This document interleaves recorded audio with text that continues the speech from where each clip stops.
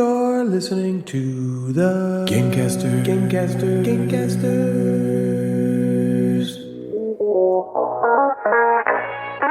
Natalie, Jeff, and Ryan are the Gamecasters, and they do a board game show, inboxes, and nooks and games, and top 5 lists, and sometimes there's fart jokes. Welcome back, gamers, to episode 146 of the Gamecasters podcast. Damn. It feels like since we took a 6-week hiatus, we're just churning out episode after episode like a little podcast sweatshop. Quantity over quality at this point. I'm over here yelling at Jack, edit the podcast faster. You'll get your sucker once you find the right moment for our Instagram clip. Millie's in a high chair attaching XLR cables to the microphones while Scarlett does a sound check and Lexi and Cameron peel the film off of our Gamecasters pins while we all sit back smoking cigars, laughing maniacally at them. You guys, Christmas is coming up soon. So this will probably be our final episode before then, though we'll see if Millie can get us set up or not. Yeah. And Christmas is the time for presents. But you know what else is cause for presents? Birthdays. And boy, do we have a lot in December. We have Natalie's. We have Cameron's. Yep. We have Natalie's sister's husband's mom. Yep. We have Gwen's and nobody else's. We ran out. That's it. All the December birthdays have And happened. Natalie's. Did you say Natalie's? I did. I let off with Okay, yep. Natalie's. Natalie's, Cameron's, Natalie's sister's husband's mom. Yes. That's it. We've named all the December birthdays. Gwen. And Peyton, of course. And How could I Peyton, forget? duh. How could I possibly How could forget you possibly forget Peyton? Peyton? I would never make that mistake Yeah. with anybody else that I love dearly. Right. Would you, Natalie? Did you go I back did and once listen and to I that? would It's been a Never year again. since that's happened. No, I haven't. That's But crazy. it's been a year since this joke. That was only a year ago? That was last year? Yep. I feel like it was like 3 years ago. I feel like it was 3 weeks ago. Yeah, it was like yesterday. That joke seems like... All right, so if you don't know what we're talking about, Natalie, whose birthday did I leave out? Jeffrey, Yeah. the mad board gamer, his birthday's tomorrow. In Tomorrow. fact, I just As the told, day of this recording. I told Yeah. Ryan today, I was like, Jeff's birthday's tomorrow. Happy birthday tomorrow, Jeff. Thanks. And Natalie's birthday's in 9 days. Yeah, 9 days. Yeah. And then Cameron's is in 11. 11. Yeah. 11. Yep. And then Natalie's sister's husband's mom. Yep. Is in 8 days. Okay. Yeah. And Gwen's is in 2 days And ago. the neighbor's dog, the one-legged dog. Yeah, the one-legged Gwen's- neighbor's And our dog. nephew's is. Natalie, you ridiculous. were clueless. I know. You were like, oh, just that's it. I totally forgot. Nobody else. And It you were was like, so no, I fucking funny. think I got them all. Like, it was funny because, like, it was ridiculous. Yeah. But it was funny But it was funny you because guys both were me and like, Jeff were like, "Oh my god, Are she's you not. sure? She doesn't know." Yeah. She doesn't. And we were like, I feel like we were telegraphing pretty I was like, hard. oh, anybody else? Yeah, Yeah. I Like, know. can you think of anyone? You were just like, no. I mean, I guess you know Kyle's mom. And Yeah, Kyle's mom. Yeah. Makes sense. I would. Who cousin, wouldn't Andrea. know your brother-in-law's mom's birthday? Like, how would you ever forget something like I that? only know it because it's the day before mine, and we always say happy birthday to each other. oh my god! But you never said happy birthday to me. So you guys, this Sunday, as of the date of this recording, at Game and Company, FLGS, local to us here in southeastern Michigan, is having a Sunday Fun Day Sunday at Fun their Day. store from 11 a.m. to 6 p.m., where you can find the three of us playing games with you to raise money for Nerdfest 2025, which is happening the last weekend in March of 2025. So many fancy official things happening for a podcast that talks so much about poop and pee. Yeah. In other And news, these I events was have nothing to do with poop and pee. nothing. In other news, I was pooping the other day, and then I peed and remembered that thing that said all poo-poo times are pee-pee times, but not No, all pee-pee times are poo-poo Yeah. times. Oh my God. So come on down to Game and Company, and for only $10, you can poop and pee and play all games all day and hang out and have a good time with some people who also poop and pee. Yep. We're all so you guys think that we're like we're like the untouchable, like your heroes of you know we poop and pee too. We poop and pee. just like you poop and pee. everybody Yeah, else. like everybody Well, else. except Natalie. She just pees. Just pees. But me and Jeff poop and pee, and Natalie pees. Have you ever seen the movie, I think it's Pleasantville with Reese Oh, Witherspoon? Yeah. With Where like she black goes- and white. Yeah, like they go into that like 1950. She goes into the bathroom in that movie and opens the stall and there's nothing there. I think the joke There's, like, being no like, toilet. Girls don't Yeah. poop. Yeah. That is so funny. Oh, gosh. Remember the Curb episode where Larry opens a coffee shop and he doesn't Yes. want anyone to poop in the bathroom, so Yeah. he makes these toilets so that you can't poop in them? Can't poop in them. Yeah. Well, he just doesn't have Saran toilets. wrap? It's just, there's no, you can't sit down in them. They're just urinals, basically. Right. Even for the ladies. Yeah, and the he has, ladies like, have to like squat. The ladies have to have like a handle on the wall that Oh they my like God. squat down. It's funny. So anyway, come down to Game & Company this Sunday, the 15th, from 11 a.m. to 6 p.m. and hang out with us. It's a good time to spend some time with people you listen to when it's convenient for you and nobody else is around and there's a game you care about and you happen to be on a commute this week and so you don't want to give us your money. Nerd Fest! And if you don't come, just give us your money. Just give us your money. Yeah. The coolest part is, as Jeff just said, you don't even have to go. Just give us go to money. gameandcompany.com. You can find the Sunday Fun Day event and buy a ticket for it and not show up, and we still get the money, and then you don't even have to come and see us, which is what you want Thanks. anyway. Yeah. And isn't that what Christmas is really Yeah. all about? Are you sick and tired of $10 bills in your pocket? Get rid of that Give shit. it to us. So what's up with you guys? Man, so when you talk about Christmas and like Christmas is about presents, the only thing that I care about Christmas is going on Christmas break and being off of school for 2 weeks. That's the best present you can That have. is. I don't want any, like, again, I don't, Devin and I don't exchange gifts during these times because we're These just tough times. we're adults and we buy our just own get whatever things you that we want Yeah. in the exact moment when You we want know, it. we should do that too, because literally, and hold that thought, literally, I'll be like, Natalie, what do you have for Christmas? She's like, I want this. And then I buy it for her. It Yeah. shows up. She gets the package. She's like, oh, this is that thing I wanted, and hands it to me. And I just So have then to wrap wait it and for, like, give 2 to me. weeks. It is asinine, ridiculous crap. But it's for the kids. You know, they'll see Yeah, we that. tried to do Yeah. that one year, and then at the last minute, Ryan's like, "Well, it'd be nice to have more presents under there, and then the kids will be excited that we're opening gifts." And then we like just did it anyway. Yeah, I So get it's what you that. go. Then you get to be a part of it. But like Jack and Millie are too young. Like they don't buy Yeah. anything for. I remember at school when I was in elementary school, you'd go to like the school shop. Yes, and buy Yeah. something for your I parents. remember that. Some just Man, that's a knick-knack memory piece of unlocked shit. there. Yeah, Yeah, you go right. there and you get $5 or whatever something and. They give you the money to Yes, buy to something go for buy them something. that they Yeah. didn't want in the first But place. they're not buying us anything yet. Maybe once we get to that point, then they'll want to see Plus, us they're opening probably things or whatever. Well, But- that was the kids would always be like, "You open something now. Like Yeah. this is Christmas for all of us," you know. And we're like, "Okay." like, Yeah. all right, but yeah. So I just I need to get to break, and everybody does. How long is the break for you? It's 2 weeks. It starts so next Friday, the 20th is our last 21st or whatever is our last day of school.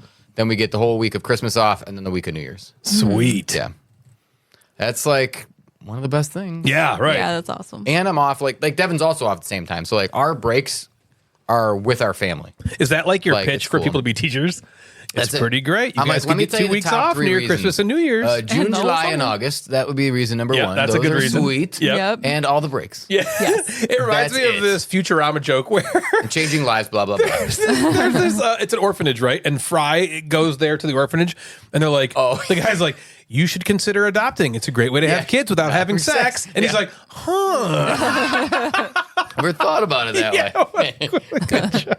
So you're just excited about break coming up. Yeah, excited about break. Christmas is obviously cool. They're my kids are 5 and 5.5 and 2.5, and they are at a wonderful age for Christmas. Yeah. Yeah, they are. It is so cool seeing how Everything's magical magic. Christmas Yeah. is to them. That's the best part. You know, about the Christmas. the elf on a shelf, the Santa Claus, the shows. You the guys do Elf on a books. Shelf?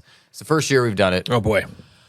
It just moves. That's all you're doing to doesn't it. do any crazy Yeah. stuff. Again, if you have kids in the car, it just moves. It doesn't Stop. do. Yeah, it doesn't do anything mischievous. I've seen those things where it's like, oh, the elf boiled noodles and they're all over the floor. Like I'm not making more work. Fuck no. Devin actually bought this. It's almost like an advent calendar, and like you open up day number 1, and it has like a tiny toy toaster, and you just put it next to the and you just put the elf in the kitchen with the toaster. Oh, and like okay. that's it. Yeah. What is the So, name of your They elf? named it Cookie. Cool. That sounds like a stripper. Does. It does. At least it's not cinnamon. But yeah, it's been Candy. they just kind of look for it in the morning, and that's sort of it. Yeah.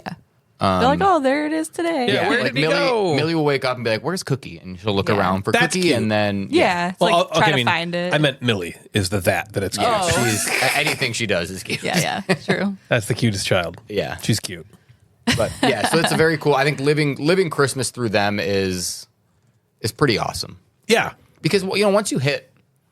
Once you're out of high school, really, you're in high school, you're just kind of like, all right, Christmas. Whatever, Yeah, it's right? just- right. It's just Yeah. you Give me some wait for presents. someone to give you money or a gift and Right, whatever, yeah. and then it sort of like Kids goes bring it away. back. Like when you're in college, when I was in college or before got married, it was just sort of like, all right, I'll bop around from family to family. Yeah, and you got a little vacation. You get a little bit here and there, but now it's like seeing that through them is cool. Like setting up our Christmas lights and decorating and that kind of stuff. It's sort of like Yeah, you relive it again Yeah. through them. Yeah. So that's been really cool to see that. Yep, that's the best part. Yeah. I agree about it. Watching the kids just experience I don't want to say the magic of it all, but kind of. Yeah, You because know? they are like enchanted by it. Even like for me, I didn't even I actually like bought a bunch of like new Christmas or like more Christmas decorations for like the house this year, because usually I'm pretty minimal about it just because I'm like, I don't know. I'm just like too practical sometimes where I'm just like, it's only going to be up for a month and then I got to store it the rest of the I feel year. the same way. You I know, but understand. then they're all like, But they want it. They want it yeah, so they bad. want it. And I was like, okay, Let's get they're more. excited about it. Let's I'll get give the it blow-up more. stuff, And then put it they'll on the be lawn. like, Yeah. I draw the line there. We have blow up stuff on the lawn. Do you? Yeah. For them because they love it. yeah. Yeah. Oh, Yeah, yeah. yeah. They would love it. My kids love But it. like last night, we were like, let's watch a bunch of Christmas movies. Yeah, we're gonna- every leading day up we're to gonna watch another Christmas So movie. last night we watched Home Alone Cool. with them, and that was fun. was that great. your favorite Christmas movie? We talked about this. At Yeah, some growing point. up, Home Alone and Christmas Vacation are Your two Yeah. favorites. top two. They're the S tier. And then I love Elf. Yeah, me too. That's my favorite. And there's one more that Christmas Story? Christmas Story is like That's fine. my number That's one. your number one. Christmas Yeah. Story's good. I like the I think Grinch. Christmas I do like Story, Home Alone That's are probably my the one top I've seen two. the most because remember that TNT would run it for 24 hours. Yes. I think that's why I like it so much. It was always on. Yeah. Yep. At that exact time. I never get sick of any of those movies. Same. Yeah. Same. Well, you only watch them once a year. True. Yeah. But still. But I watch it once a year 100 times. Yeah. Yeah. if it's With, on, with I the watch Christmas it. Story, I'd watch it 5 times when it was on for 24 hours. It would just be Yeah. on. Yeah. And especially as a kid, I remember watching it trying to go to sleep.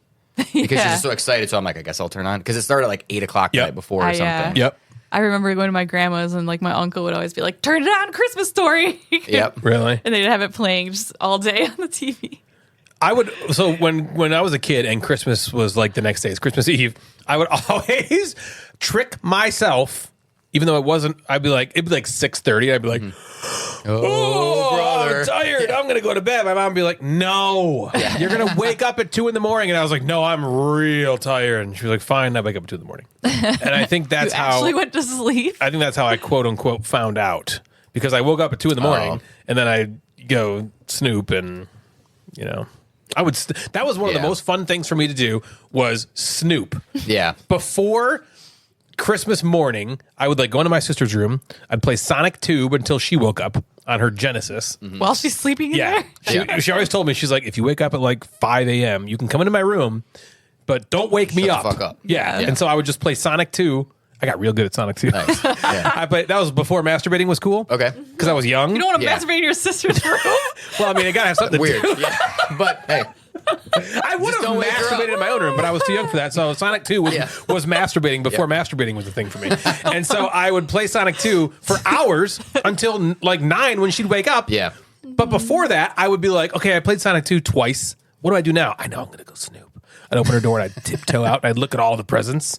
I did nothing. Yeah. I was just like, there's one. Ooh, that one has that's my a name on present. it. Look at that one. You Yeah. know? I would do the same thing. Our parents would always tell us before we went to bed, like, if you wake up before whatever it was, 8 o'clock, stay in your room. Yeah, Right. we do that. So we do that too. We're like, We, no, we're not going we would wake downstairs up and play before video 7. So we would go into whatever room had the video games in it, Sonic and then I would do the same thing where I'd be like, "Oh, I have to go to the bathroom." Yep. And then open the door, and I would just like we had like a long hallway. Yep. And I would just Us like too. look down the. Yeah, I would like, never I go in can the room, see but I would them. like look and be like, "Oh, there's stuff over there." Yeah. I would just like That look. one's mine. Like I just gotta go to the bathroom again and like look. Because my mom was always, she was always like, got up and then got ready. She was like in the kitchen, like getting like cinnamon rolls or something kind of Yeah. ready. So she would knew, and I'd see be you. like, "Mhm." Yeah, you had a little bit of like It's fun. a little funny. method Yeah. that you would do. We do that with the kids because Cameron just every single day wakes up at like between like 5:30 and 6 a.m. Every day. So the punk. kids on Christmas are like, the girls are like, wake us up when you wake up. And so we have to be like, we're not going downstairs before this time. Yeah. Like that's too early. Cameron's Too always early. like, what am I going to do? I usually eat breakfast. Do I have to wait like hours We to eat make him breakfast? bring, And like, I'm a banana up in his or you room can the take night something in your before. room and then you can have a Yeah. little snack in the morning. Yeah, like like, a I'm gonna be banana or so something. Cereal the night before. Right. All right, so me and Jeff would wake up really early and snoop. Natalie, what did you do on Christmas morning? You'd I don't, sleep through Christmas. I honestly, Fucking girls. I know. I It's just a remember girl waking thing. up. My sister was the same way. Yeah. Like, how are you not excited? I know. I was- Stuff is I know. great. I was love excited, Probably stuff. video games. but I was very don't ever remember snooping or any being like. I didn't want Or to giving a shit or caring. No, Okay. I just didn't. I like being surprised, and I didn't want to spoil the surprise. But they're all wrapped Even up. though you tell Ryan what to buy you for Christmas. I mean, when I was a kid, like Yeah, I sure. wasn't like I have to Right. know. I was like, I'm excited to go down there on Christmas morning and excited see to go everything. down And for on you. Christmas morning Yeah. too. Boy. But I don't remember. Yeah, I don't Natalie's remember my new doing Sonic, anything too. weird. I'll do Natalie for a few hours and then go Snoop. Collect these rings. Ding ding ding ding ding. Oh, Dad's playing Sonic 2 in there. Just in the background, there's music. Right. I saw this Reddit thread and it was like, I don't know how this came up, but it was just like, what do you do with your partner at the end of sex? I don't know what the question was Okay. intending, but the first answer was like, I hit the sex gong.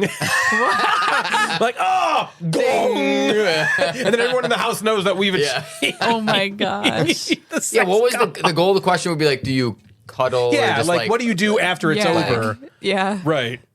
Like, I just like Gong. I write guess a it's thank you gong. letter. Yeah.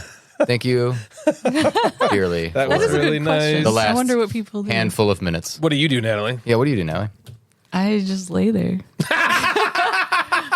I don't mean mean- during, Natalie. I mean, I don't know. There's never mind. Okay, well. what are you going to say? No, that's for our gonna say- Patreon backers. Go on. I was gonna say Hear the rest of the story. Over there. Give us $5. once in a while, like when it's done, Ryan will just like get up and like walk out of the room and leave and not say anything. And I'm just That's like, not where did true. you go? That Where is you not going? true. Do you like high five and leave? Like, Yeah. Not like see ya. all We the did it. time. We did it, babe. But once in did a it. while he'll do that, and I'm like, why did you just leave? I like you. Well, that's only for morning sex because I'm like, she's going to sleep and I'm just going to bother her. So I get the fuck out. No, you do that when we aren't having sex because you think I'm I just get out of the room. Yeah, he's always like, I'm just gonna keep you awake, bugging you. So I just gotta go. I can be really annoying, and I'm aware of that in the morning. Okay, Natalie. Okay, Jeff, you're a morning person? I would say. sure. I would say I'm a night owl. Natalie is neither. Yeah. I actually read about this recently. That is a thing. There's people who are I know I'm married to one. people who are night owls, people who are morning people, and people who are neither. And I'm 100% neither. No, she will sleep longer than me. Yeah. And she Go will to bed definitely early. I stay hate staying asleep up late, longer and than I me. hate getting up early. Like I'll get up at What 7. do you like the day, or would you rather be sleeping? Yeah, I like the day. Oh. But would you rather go to sleep at 2? Like if you had would you take a nap? Are you a nap person? I'm a nap. I I'm like a nap napping. person too. I like to nap as well. Although I always feel like shit when I wake up yeah. from them, but I love If doing I'm that. tired, Yeah. if I'm like super tired, I like napping, but mostly I just feel worse after a nap, so I try not to. She just loves love being in napping. her bed. I just fucking love sleeping. Like and I after love being we in bed. record tonight and you leave, she's gonna be like, I get to go lay down. Yeah, I'm sorry. You probably should be in bed right now. I'm sorry, it's 7:40. It's usually, I would guess that the two of you have a similar bedtime. That's my guess. Honestly, with teaching, I'm usually in bed like at 10. Yeah, okay, What it's do a you mean, little later. It's a little later. What for about you, Mr. Well, it was 9:15 the other day, and you're like, should we just go upstairs? And I'm like, no, it's too early. that's a Now, long listen. last name, Now, listen, Mister. Yeah. I could during the school week. During the school year, I could go to bed probably at 9 o'clock because I'm exhausted. Yeah. But Devin and I sort of force ourselves to stay awake to watch a show and hang out and whatever. Okay, I'm sorry. I don't want to. No, that's here's really it. here's what happens to me. Here's why this happens. I'm a pendulum sleeper. Okay, Yes. I will. You're sleep. all over the Shut map. up for a second. I will stay up till like 4 a.m. one night, and then because Yeah. I did that, the next night I'm in bed by 8. Right. Yeah. But then because I was in bed by 8, I got so much sleep. Now I can stay up till 4 yeah, again. So I like rock it back and forth. Yeah.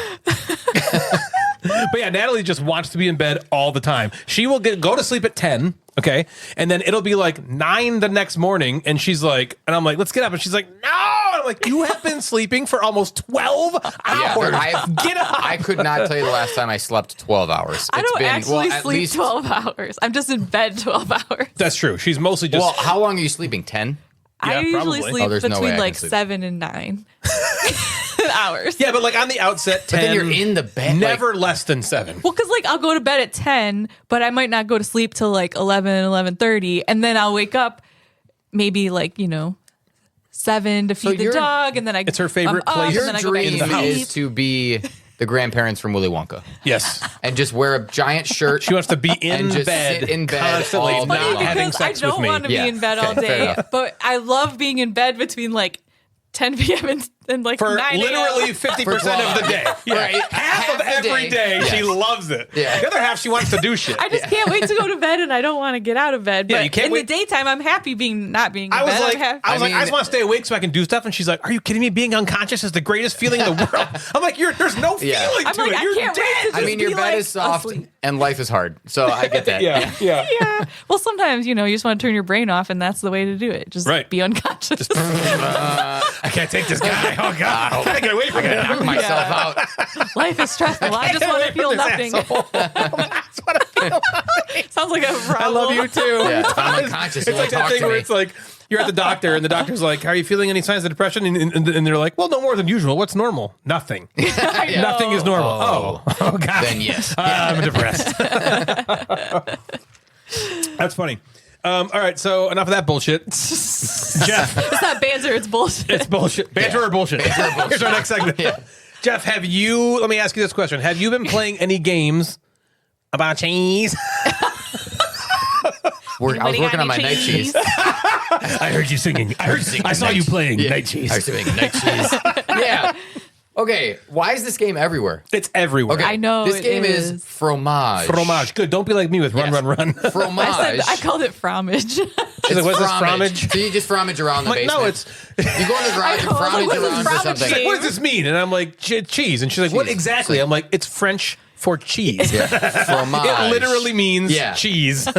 So fromage is spelled fromage. Okay. So From age. yeah. And From this game- age, like aged cheese. From the aged cheese. That's what the French were thinking. Yep. They're thinking of the American Yeah, let's see if we can pronunciation. English this Before that was even. What do you So- think came first, French or English language? I don't know. Good question. Do you know that, Jeff? no. Don't you know I'm gonna everything guess- ever about No. history? For some reason, I'm guessing English. I would guess English. I would guess that too. Oh, we're I so don't dumb, know. aren't we? I'm Which not I'm sure. gonna get. I'm gonna write it. I'm gonna Well, type it. we still have our Which- cut this part out. You're right. We yeah. have the option. look to really delete. stupid. Released Yeah, we anything still yet. have a delete. Which came first, the chicken, The chicken or the hen? French, or English? English language. Wait, English came before French. Gross. All right. Yeah. Way to go, English. We nailed it. Me and English have that in common. So we'll keep this in. Yeah. That's according to AI. I don't know. well, It just so- says English. We'll just AI go with just it. pulls stuff from the English came before French. internet. Gross. Internet's always are correct. The internet's right. Yeah. Well, I mean, Talk that's about where you were going to from look for it. age, Jeffrey. So Fromage it's everywhere. This game is all Yes. over Everybody's playing Instagram it. and everyone's playing it. And I think everyone's playing it for two reasons. One, it delivered to Kickstarter. It delivered to Kickstarter backers recently. So I just got my Kickstarter in the mail, and it's also on BGA. So people are playing it on multiple platforms. I have played it on both places, so now I can review it properly. I like the syncopation in your voice for all this. Yeah. Yeah. I like that. So in my Instagram post, I had some cheese. Got a cheese. Cheese. Did I do that? Wait, do you think the I had second some- reason is cheese? No, the first reason was it delivered to Kickstarter. The second reason was it was It's on BGA. Third reason is cheese, Okay, Natalie. I was so sure one of the reasons would be cheese. Cheese. In my Instagram write-up, I had a whole bunch of cheese puns. So if you want to go and read that, like did? my Instagram thing said, here's a brie overview. Oh my god. Brie is a type of cheese now. Get it? know It's a that, soft Ryan. cheese. Soft cheese does feature. Okay, I bet I know more cheeses than you. go. I can name know two them? cheeses. Do you know them? Gruyere. Gruyere. Cheddar. Limburger. Kraft Square. Individually wrapped. Sliced. Colby Jack. 1 cent a slice. Jeez. 1 cent a slice.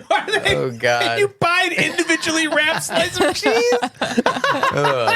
That's cheese product. Oh, Yeah. that's funny. Okay, so remember how fromage is everywhere? Okay. Yeah, give us that brief I'll go get a drink. overview. Yeah, so now he's going to drink. Yep.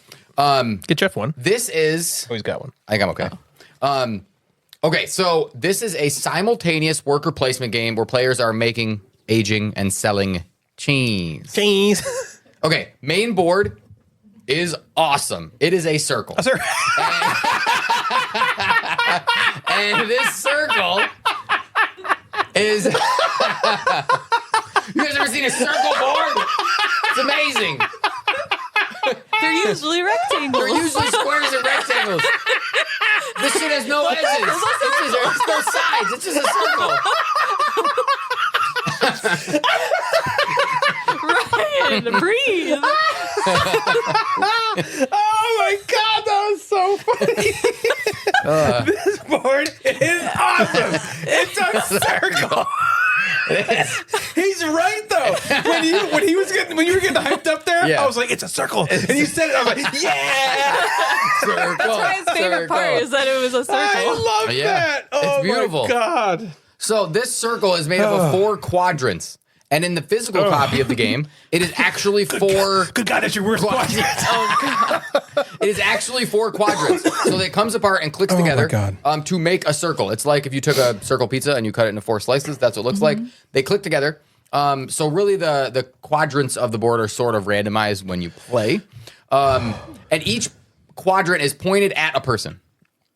All right. Players then place their workers to gather whatever resource you can get from that quadrant and make cheese in that quadrant. Only on the one that's facing you. So you're just placing workers on the slice that's facing you. Slice, get it? The wedge.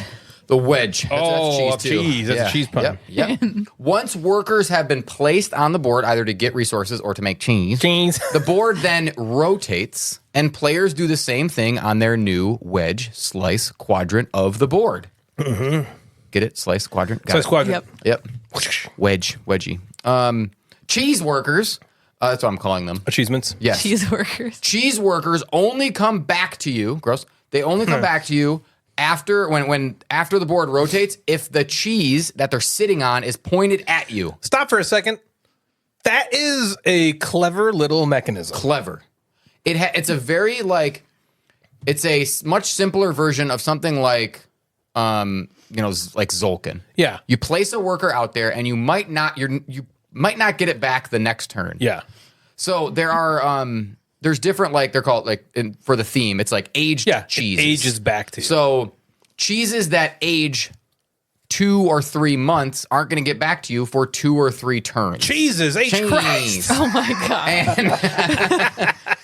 And those, why would you ever want to place in the 2 or 3? Those are inherently better spaces. Yeah. So on the area majority map, those 2 and 3 aged cheeses are, I don't know what cheeses so many fucking That's times. funny. It's great. Jesus. Those are adjacent to more spaces. The other ones, when you put them on the shelf, they get you more points or more resources when you do it. So that's why you want to age them more. Cheese. And Remember that circle thing? That was really fun. and then the same thing with the workers that you place to get resources. If you want more of a resource, you're going to have to wait longer to get your worker back. Get him back. Yep. So Later. when the board rotates, if your cheesy workers are facing you, you can take them back and use them that turn. Cool. Each quadrant has its own mini game and scoring requirements and objectives. There's area majority, making connections, adjacency, stuff like that in the 4 quadrants. That's your jam right there. Yeah. We were playing this and I was like, this has Jeff written all over it. Yeah, I'm this is fun. Yeah, this So is a you once game. somebody runs out of cheese, the game ends. Okay, so we're playing on BGA. Once someone runs out of cheese, that's the last Yep, turn. it's almost Yeah. over. We only got a couple left. Yeah, we have a few. I think You have 4, I have 4, Natalie's got 7 or something. So we're close. Natalie, put your cheese I'm out. like, what even are those things? You should probably, in this game, be putting out She cheese made it almost halfway every turn. through the tutorial. Probably every turn. Hey, Yeah, I gotta put whatever. cheese out. Okay, I have been loving this game. I think, so I've played it in person once. I've played it on BGA 5 times, Including us. including with you, including a 4-player game on BGA, a 4-player game in person, 3 with you guys. I've played it at 2 players with Ryan Harms. I've played it by all the myself ways. twice. Oh, damn. So I've played it with every count. every count, Ryan is all over BGA. all over it. I feel like you guys He play loves everything it. Yeah, together. well, he'll just message me and be like, ready to play something? I'm like, okay. Yeah. So he's Cool. like, What do you oh, want to okay. play? That's Yeah. cool. And he'll pick, and then I'll pick, and then we just go back and forth. I'm picking your real games. life Ryan, and he's your Online on the Ryan. internet Ryan. Yeah. I think the game is such a solid. I got to become a 'cause welder. This is a Euro game, right? It's about cheese. Cheese. But this is a Euro game. It's a worker placement game, resource Totes. management. There's some contract kind of, which is super simple contracts, but they're contracts. Yep. And it plays in person in less than an hour. Right. Munster. I explained this, and we Mozzarella. played it in 1 hour at game Damn. night. Oh, That is nice. awesome For 4 of you. for 4 of us. Shit. Because really, it should be about the same for 2, 3, and 4. If everyone is, unless there's somebody with major AP or taking a while, you have to place the same amount of cheese every single no matter what. Havarti. So we have 15 cheese in every single game. So it just takes as long as the slowest person, no matter what. You just like turn it and then you turn the Right. board. But man, to play a game that feels like a game where you have decisions, where you have some agency in what you're doing in under an hour is like, it's great. Is it great or is it Gouda? Gouda. Is it the goat cheese? The goat cheese. This is the goat awesome. of a game. I gave her this look like, what are you going to do now, gonna do? bitch? And she The was like, goat, is it the motherfucker." goat? Boom! Don't drop the So- mic. It was very expensive. To go to our the length to girth ratio is Gouda. It's Gouda. It's goat. Yeah. It's what you want out of this game. Right. If it stays for 2 hours, it's not worth it. If it plays in 20 minutes, you're probably like, damn, I want to do more. Yeah. I want to keep playing. It was Yep. like, I felt like in each quadrant, I wanted one more turn when the game was over so I could like maximize stuff. But I didn't want to maximize everything because that's not the game.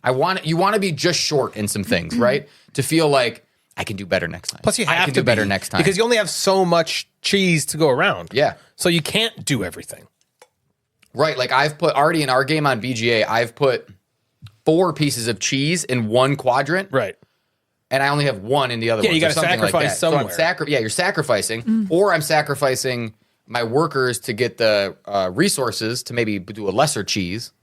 My favorite thing, as you know, is this like the timing mechanism, the trying to figure out how to make sure you get your workers back when you want them. You could screw yourself in this game. Yeah, you could get a point, and I played, I don't remember who had it happen, but they had it where a couple times during the game, they just didn't have any workers. Some dummy. So it's like And they you were like, skip your turn, "Shit." basically. Yeah, you just kind of go. Like, I mean, you could do, you have your own player board in this game, and the player boards have different buildings that you can make Right, that unlock and kind of cows. things Oh, to so you do. can spend like resources to do something Yes, else. so you can spend cows. You can like milk Yeah. the cows to make certain cheese to then place out a cheese thing that way. So if you're not putting your cheese worker out there, you can do some stuff on your player board.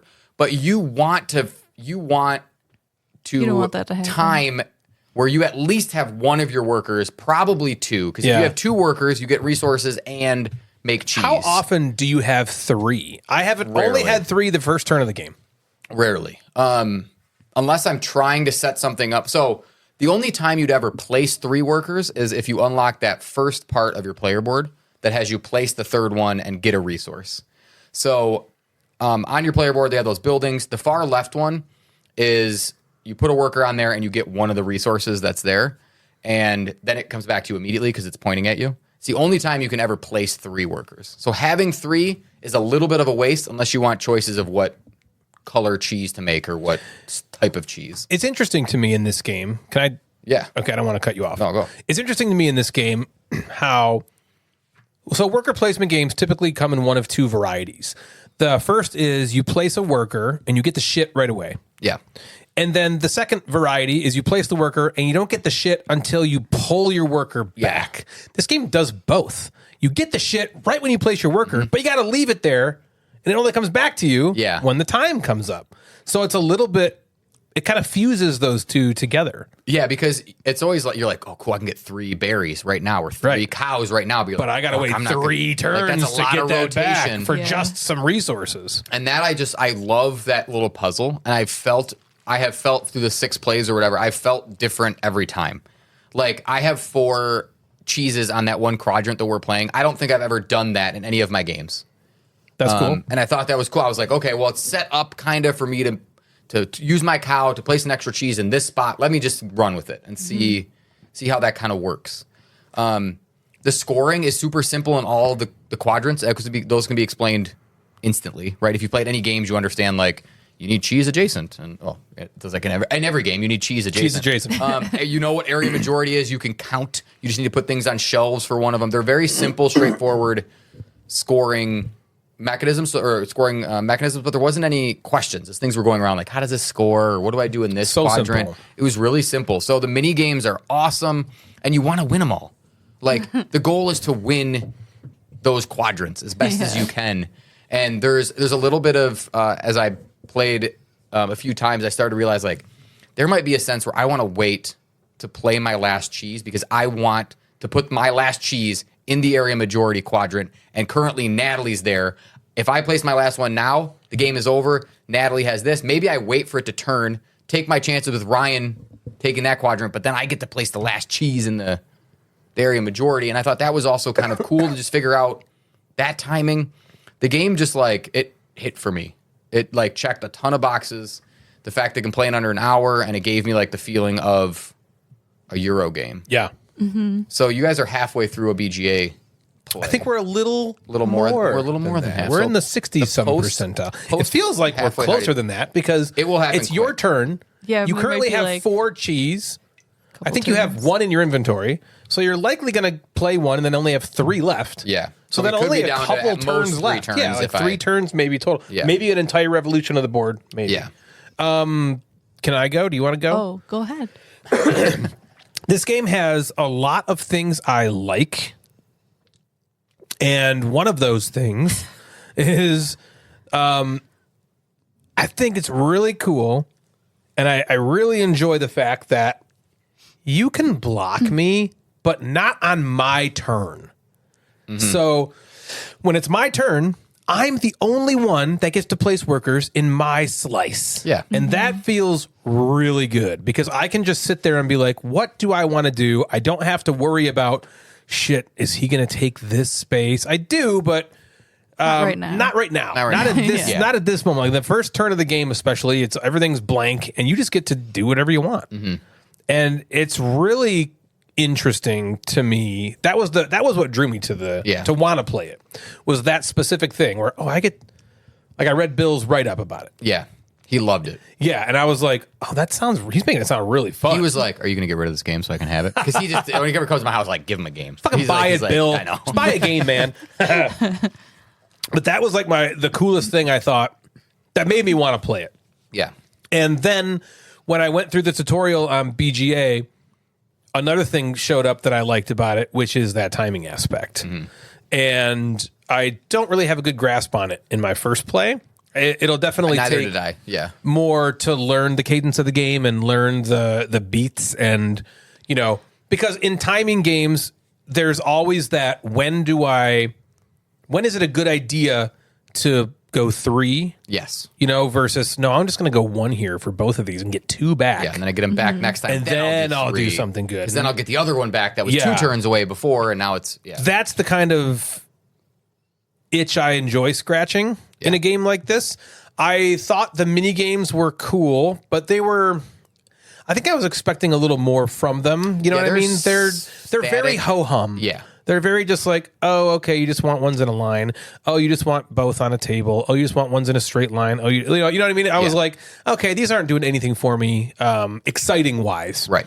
The excitingness in the game is not, it's funny, it's not in the meat of the game. It's in the upper level mechanisms, which is the rotation of the board, the looking on the board, and the timing. Yeah, the puzzle is the timing versus the placement. That's the Something game like to that. me Yeah. completely. You could have put any little mini game Right. in there, which is a reason that I think this could be expanded. Yeah, you could just do new slices. A new board, right? Yeah. A new board comes along and it's got completely different, like mini games. Almost like what's that rolling right that Stonemeyer puts out that just adds new cards to Rolling it? Realms. Oh, yeah, the Rolling Rolling Realms. Realms, yeah. I can see Fromage being like that because a new slice. because the thing of Fromage is the upper level mechanisms you're playing with, the pie slice and the timing. The stuff I don't really care about as much. What I also really liked about this, I love an asymmetric game. Yeah. And I don't know if you noticed this, Natalie, but your player boards are asymmetric. So your buildings that you have are completely different than the buildings I have. Oh, I didn't know that. Yeah, so my very first building only required 1 building to build. Yeah. I built it on the first turn. And it gives 'Cause you get one. Oh, And it gives you a different resource than it would give me. So I think I have maybe the cards or something. So if I have one build of those too. mine, okay, so then I don't have the cards. Maybe Okay. you have the cards. I think I But had the 2. first one is like yours might be 2 because it might be buildings. like the berries or something or whatever. But yeah, that first building is one of those 4 resources. The middle 2 are like trigger effects, build a something, get a something. And then the last one is scoring, but they're all Points. different ways. Yep. Yeah. But my first one only cost me 1 building to build. And you got a building on the first turn. Yeah, and as a so I'm like, resource. well, Yeah. I'm going to build this right now. Yeah. Because then it gives you for me, it gives me a spot that I can place a worker Immediately. and I get to there's your take third it one. back Yep. forever. I could just play it every turn and take it back if I wanted to. And it gives me another building to build. Yeah. And so I really like the asymmetricness of that because this game would get samey for me, I think, because I'm not as enamored with the mini games themselves. Sure. Right. I think it would take me 4 or 5 plays to really get into the meat of the timing and figure that out. And that's where I'd have the fun. Yeah. And then I feel like I'd be like, okay. But these asymmetric player boards give you enough, Yeah. like, There okay, is- what do I do? That you want to play them all. There's also in the physical copy, I don't know if BGA has them, there's about 20 more buildings that you draft. Oh. So you can. So we're just playing with So side they just A. lay on top? They just lay on top. Oh, cool. So we would start with 4 or 5. I would take one, pass it, and we would just take one, and we would fill up our board. Well, that then way, which there's is cool. the little bit there's of- a little more. Yep. Yeah, that's a little more that you get in the base box. And it's not a ridiculously, the base game online is $50. Yeah. So it's reasonable. I think that's a pretty reasonable price.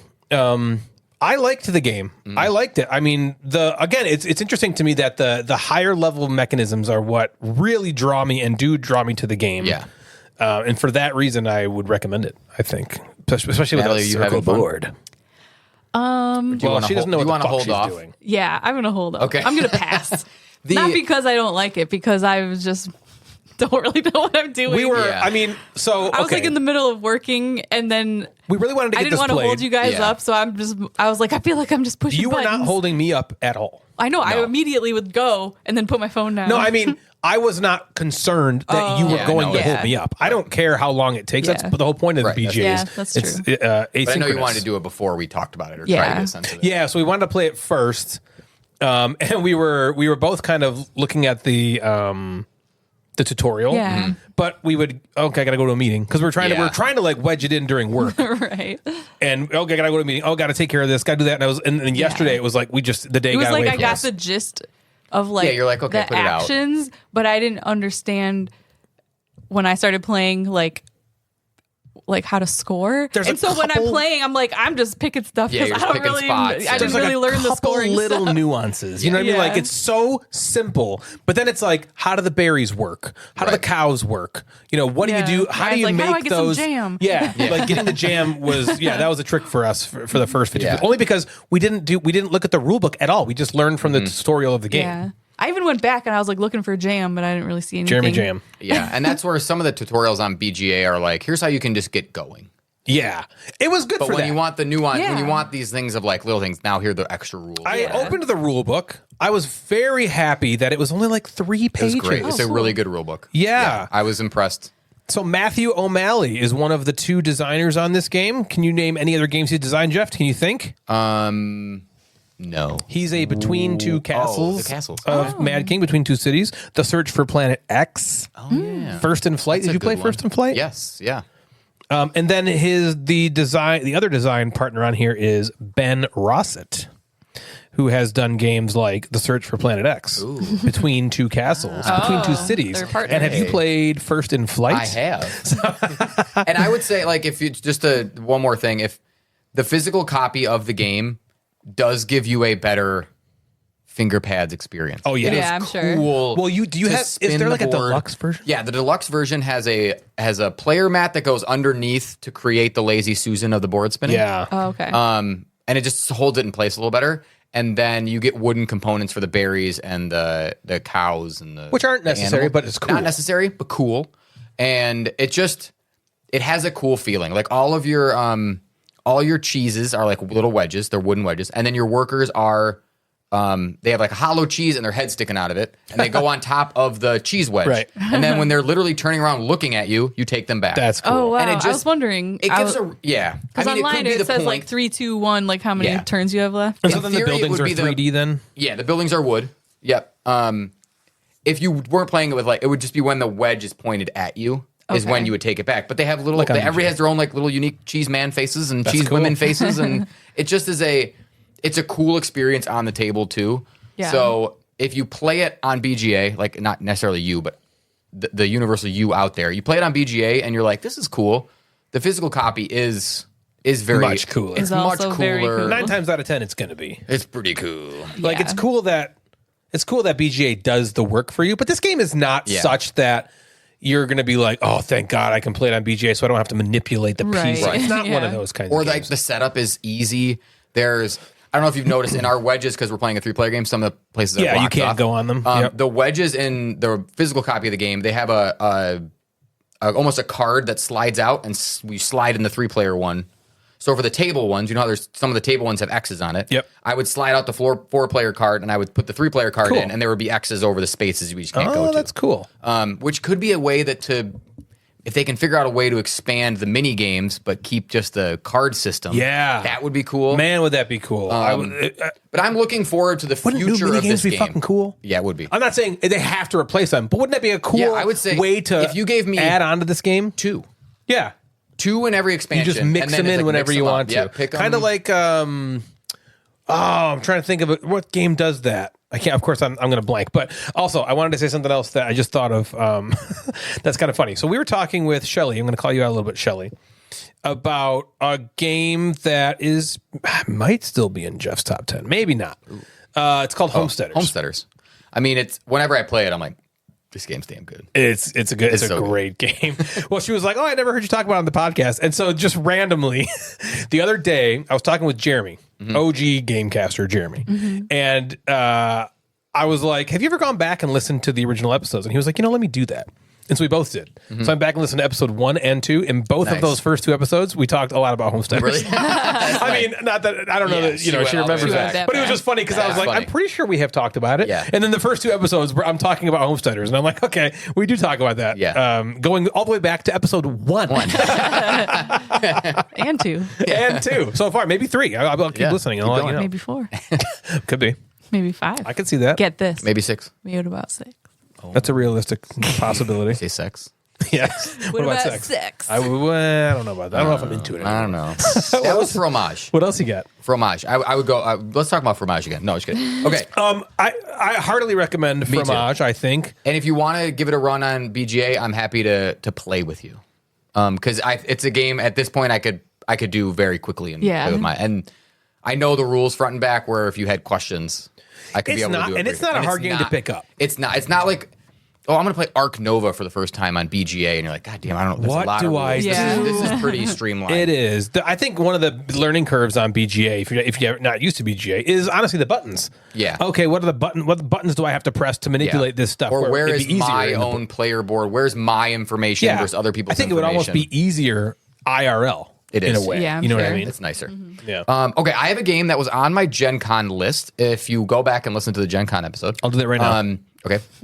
I'll wait. We'll be back. We'll be right back. And we're back. And it was on my Gen Con list. It was my remember I top listened to 5 list. And it was called Confusing Lands. This was on your Gen Con list. It was. I just listened to that. I know. Isn't that great? It's my top 5 list. And I never picked it up at Gen Con. I don't know, Gen Con's crazy and I just forgot. Yeah. So I was able to get a copy from Envy Born Games. Never heard of them. You have played a game from them. No, Yes. Jeff, bullshit. You have played Defrag. Is it Cryptid Urban Legends? Yeah. Oh, No, yeah, that would be sweet. damn. That would be great. Yeah, Defrag. So a kind of a Sweet, small box, yeah. unique-ish kind of game. And once I saw that, I played Confusing Lands a handful of times before I knew that they made Defrag. And I remember you talking about Defrag and the card placement and that. Hell yeah. Like, the coolest It was part fun, of it. man. I was And- very surprised that and the game was fun. This is I'm gonna say stuff, and I feel like you're gonna be like, you're gonna have feelings like Defrag. This is Defrag. So, in Confusing Lands, you're making Confusing Lands. All this game is 18 cards. It comes with a pencil and a scoring pad. Wow. Okay. Nice. Yeah. I have the promo pack. It comes with Is it a tiny 6 square more box? cards. It's like a square Is it the box. same size as Probably. Defrag? I mean, if you show me Defrag, I can Keep talking and I'll look confirm or deny. So the cards are 2-sided, both with a 3x2 grid of different features and landscapes. So each card has 6 spots on it in a 3x2 grid. There's animals and towers and mountains and forests and I don't know where it is. Okay. And rivers and just like features and stuff. So it's only a 2-player game. Okay. Or you can play it by yourself. So solo or 2-player. So I've played like Defrag. both. Yeah. I played both solo and 2-player. So here's the rundown of that. So the first card is flipped over, and there's a common scoring objective on that card that both players will be trying to accomplish. Then players draw 2 cards, decide which one to play in their land, and then pass the other one to the other person. So essentially every round you're placing a card that you pick and a card that you're passed. That sounds confusing. Normal 2-player, right. Nothing is, you're like, wow, revolutionary. That sounds like a confusing land. And when you put your cards in your land, you have to cover up at least one space of a square that was already in your land. Okay. Kind of like Nemalia. Yep. You remember, like, I have to cover that thing, which I just played. I played that on BGA with John recently. Oh, cool. And on these cards, on every card, there is on the front or the back or the side. No, on the front or the back, there is a scoring objective. One side has a scoring objective, the other side does not. Okay. So like one side would have a scoring objective and 4 spaces, and the other side has 6 landscape spaces. So you choose where to put it, you place it out there. Once both players have 8 cards in their land, game's over. It takes 10 minutes.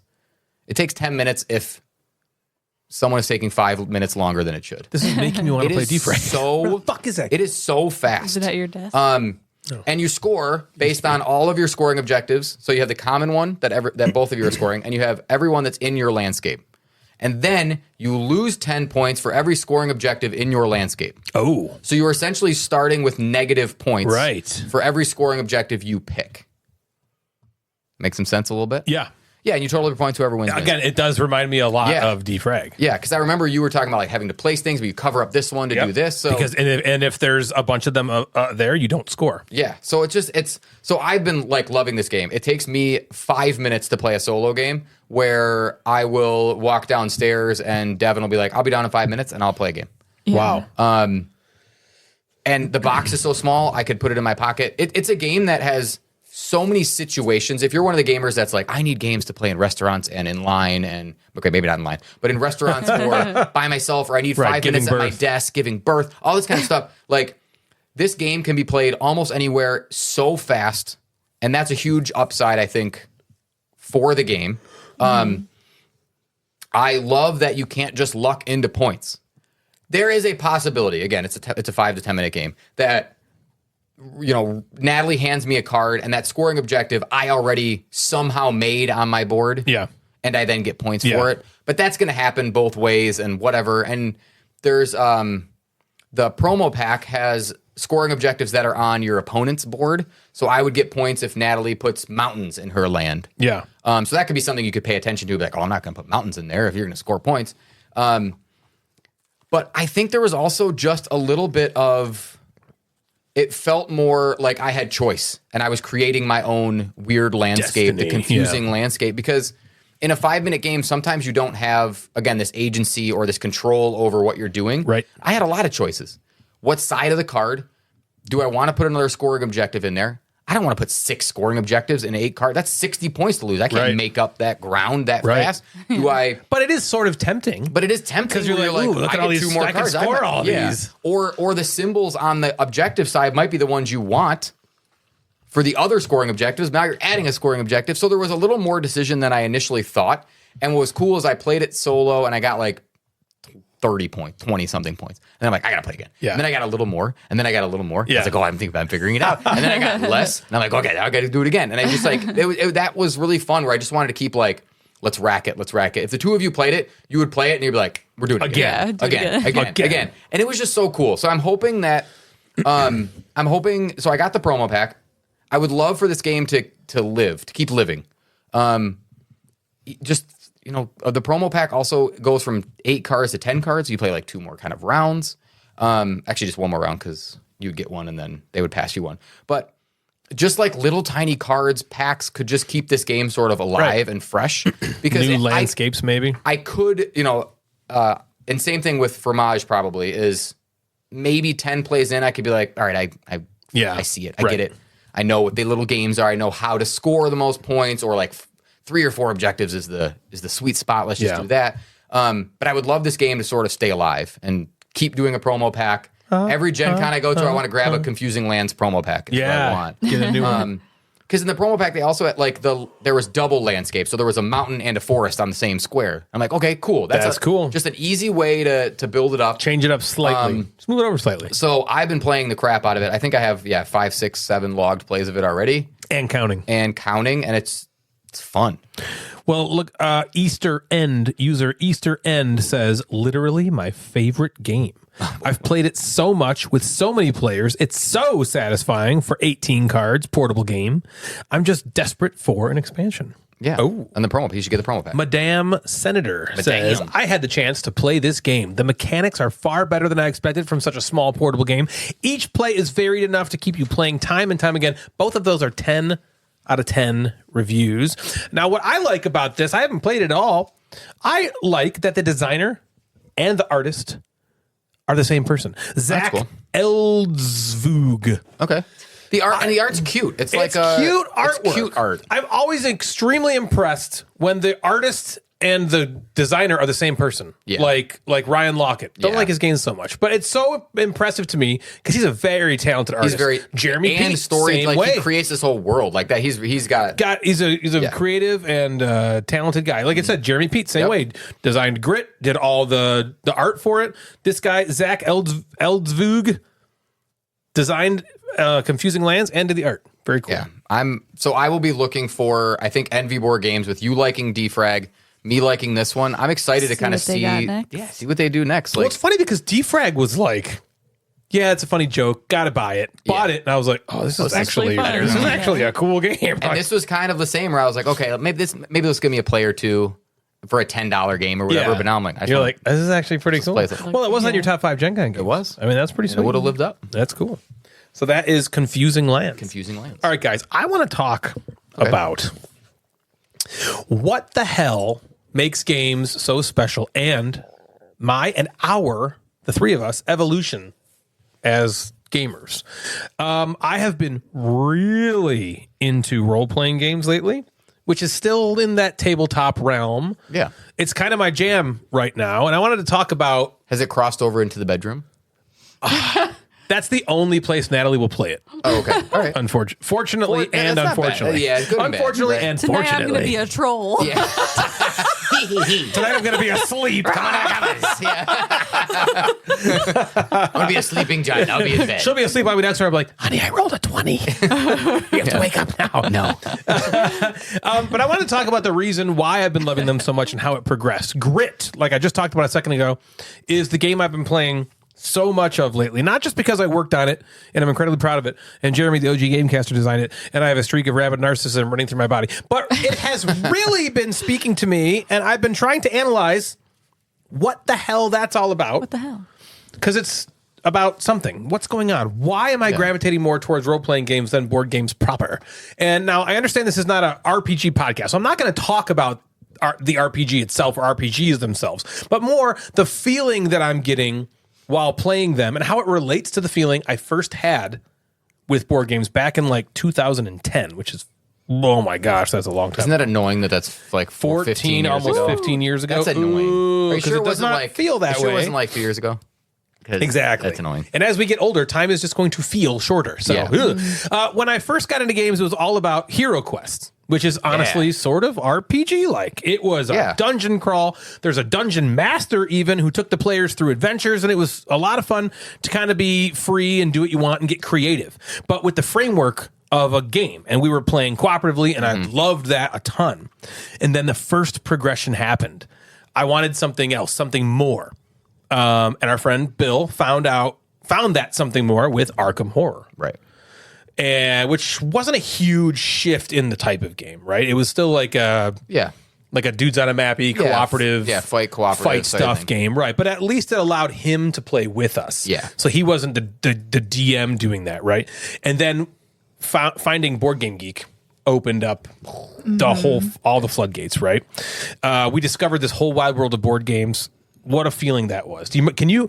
If you could go back and experience Ghost Stories again for the first time, that'd be cool. Isn't that like, you think about that and you're like, I didn't realize at the time what that felt like. Yeah. And that you might be chasing that for the rest of your... There's not a lot like that, right? If you talk to someone who doesn't play games and you say, hey, there's this thing called Board Game Geek, the way I always said it was, it's like the IMDb of movies. But like, no, you never went and you never like watched a movie and then went on IMDb and been like, look at all these movies. Whoa, there's movies. I gotta make an account here. Movies existed. I gotta make an account. But this is a new feeling because you went from like the almost the nothing. Like, okay, games are at Target and they rhyme with Schmonopoly, right? Yep. Like, okay, that's that. And then you went on, you're like, holy fuck, this is an entire world that I was unaware existed. Yeah. I played Carcassonne for the first time and I was like, what? This is a thing. because when you're only used to like Hero Quest and maybe Arkham Horror, Right. You don't, your little tiny stupid little brain cannot conceive that anything other than that exists. You know, so for all the nons out there who only have ever played mass market Target style games, when they hear that we're like board game hobbyists, to them, they're just thinking, what, so you just play Cranium over and over again? Vertigo. Like that's fun for you? Like, okay, you dumb idiot. And then you play Carcassonne for the first time and you're like, wait a minute. Board games can activate your brain in a way that your brain has not been activated, but it's still simple to play and easy to interact with. And when that happened to me for the first time, again, playing Carcassonne, that was the first kind of shift in the hobby for me, where I was like, all I want to do is consume. Yeah. And play everything. I call this the discovery phase. Natalie, you can speak to this too, but literally every game you play during this phase is incredible. Yeah. Because it's all new. It's all new and every different. new one, you're just like, wow. oh my gosh, You have holy nothing cow. to compare it to. You can't Right. be like, oh, Yeah. I like Wonderland's more Right, it's better. the first it's the one first of the kind. And so you're like, oh my God, I've played 10 different games. How many more different games are there? And the answer is yes. 11. Oh, yeah. Yes, there's many. Yeah. There's more. Yes. What's around the next corner is that kind of feeling you have. And it's like a high and a drug, you know, and you just want to experience it all. And the more I played, the different ways I utilized my brain. And that's one of the big talking points I want to cover right now is using your brain and how that, how you use your brain while you're playing a game, how you derive enjoyment from that. So at the very beginning, my fun was kind of like, if you remember back into our first interview with Gamey Lannister, what he likes about games, he said, was that emotional high of rolling dice and, you know, I'm going to attack you and I only have 1 dice and you have 6 dice, but if I roll a 6 and you don't roll 6s on any of those, I beat you. Haha, that's so great. And at the time when we did that, to us, we were just kind of like, yeah, I guess that's cool. Yeah. I kind of think that sucks, though. You know what I mean? Right. So I had that kind of thing at the beginning when I played Hero Quest. All I wanted to do was just like go on an adventure and roll a die, and maybe I would do something cool. Yeah. Find a weapon. And with this. Yeah. That's something I feel like that's everybody can understand that, because you have stuff like that throughout your life before finding board games in just natural, normal play. Right. You know what I mean? You play make-believe Video games. with your friends, or you play video games and you have that like, oh, I could win, right? What you don't get typically is something like Carcassonne. You know what I mean? I'm using Carcassonne as an example of a gateway game that it basically bridges the gap between But you the can way you fill used to in- thought. Any game. Fill in Ticket to Ride or Ticket to Catan Ride. or whatever your even- game is. And it doesn't have to be a Ghost gateway Stories, game. Yeah, any game that uses your brain in this different way. And when that first happened to me, and Natalie, this probably happened to you with Splendor, Yeah. right? You were kind of like, this exists? Not even just like, I didn't know this game existed. More like, a game can do this to your brain and make you, it gives you this dopamine hit, Yeah. you know, and makes you want to go back for more. Yeah. And so that was like phase 2 for me, was honestly, what did that like no other is Euro games. In a Euro game, my brain is activated in a way that I never thought that I would enjoy.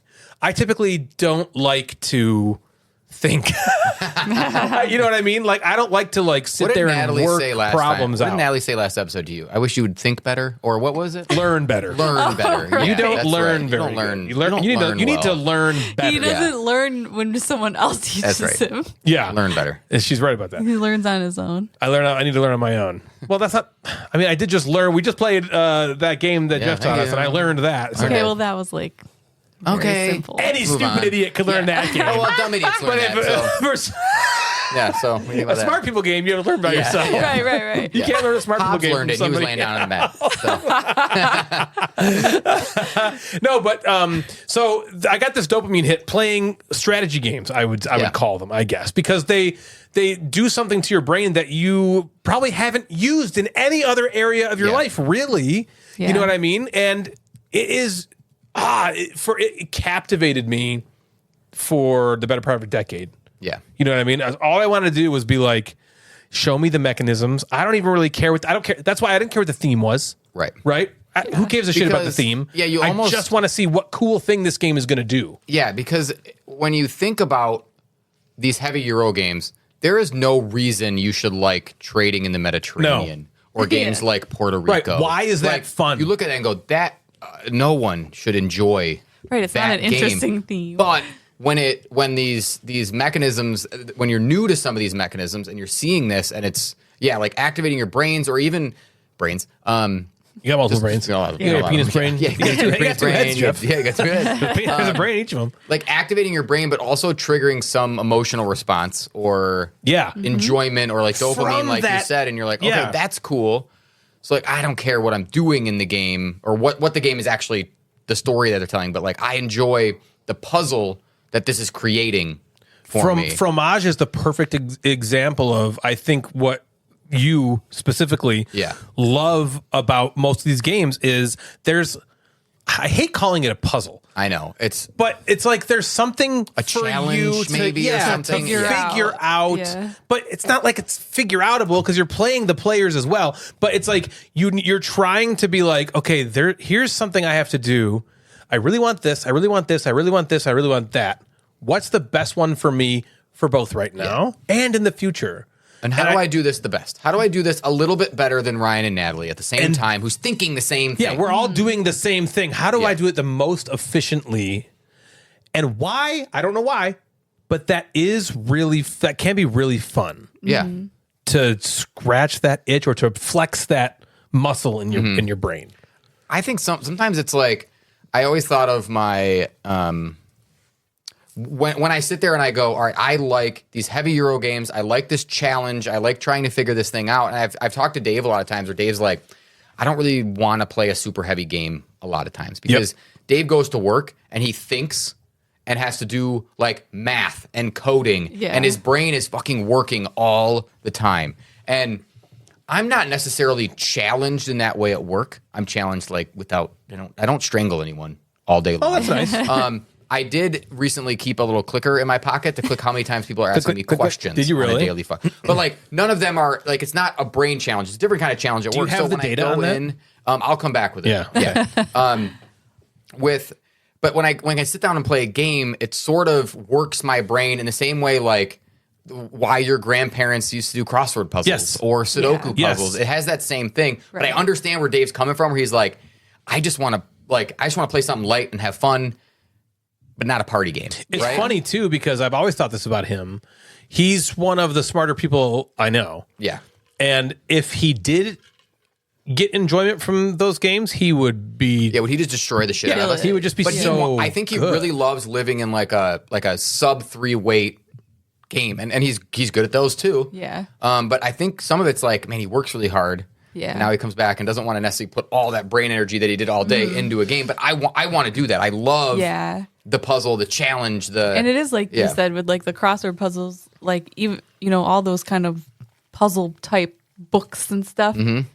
That's why they sell. People think it's fun to figure it out. Yeah, and that's to go back to Ryan's point of like that was again my similar second stage as well. And Ryan, you were probably maybe a year ahead of me in the journey, I would say, but I think we went through similar stages of like beginning like, all right, social deduction, how cool, let's play games with our friends and enjoy each other and cooperatively and let's beat the monster. Yeah. And then we were like, let's try to beat each other. Yeah. Like we're all smart, let's beat off each other, you know? Yeah. Oh my God. And then we would play a game, we beat each other off and then we play a game. And then we beat each other. And yeah, that like togetherness was not only went from like let's together cooperative social deduction to now like let's be together and see what now is new we're and next and challenging.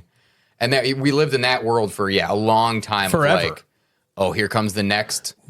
I was constantly Feld, chasing the the next high big heavy thing, of Castle Burgundy, right? Or of Carcassonne, or like what I was. It was the most fun thing. Was like I can't wait. Oh, Fromage came out. That kind of thing where it's like this is going to be the new one. I'm getting into. But as time has gone on, I've really found myself enjoying that that part of my brain flexing less.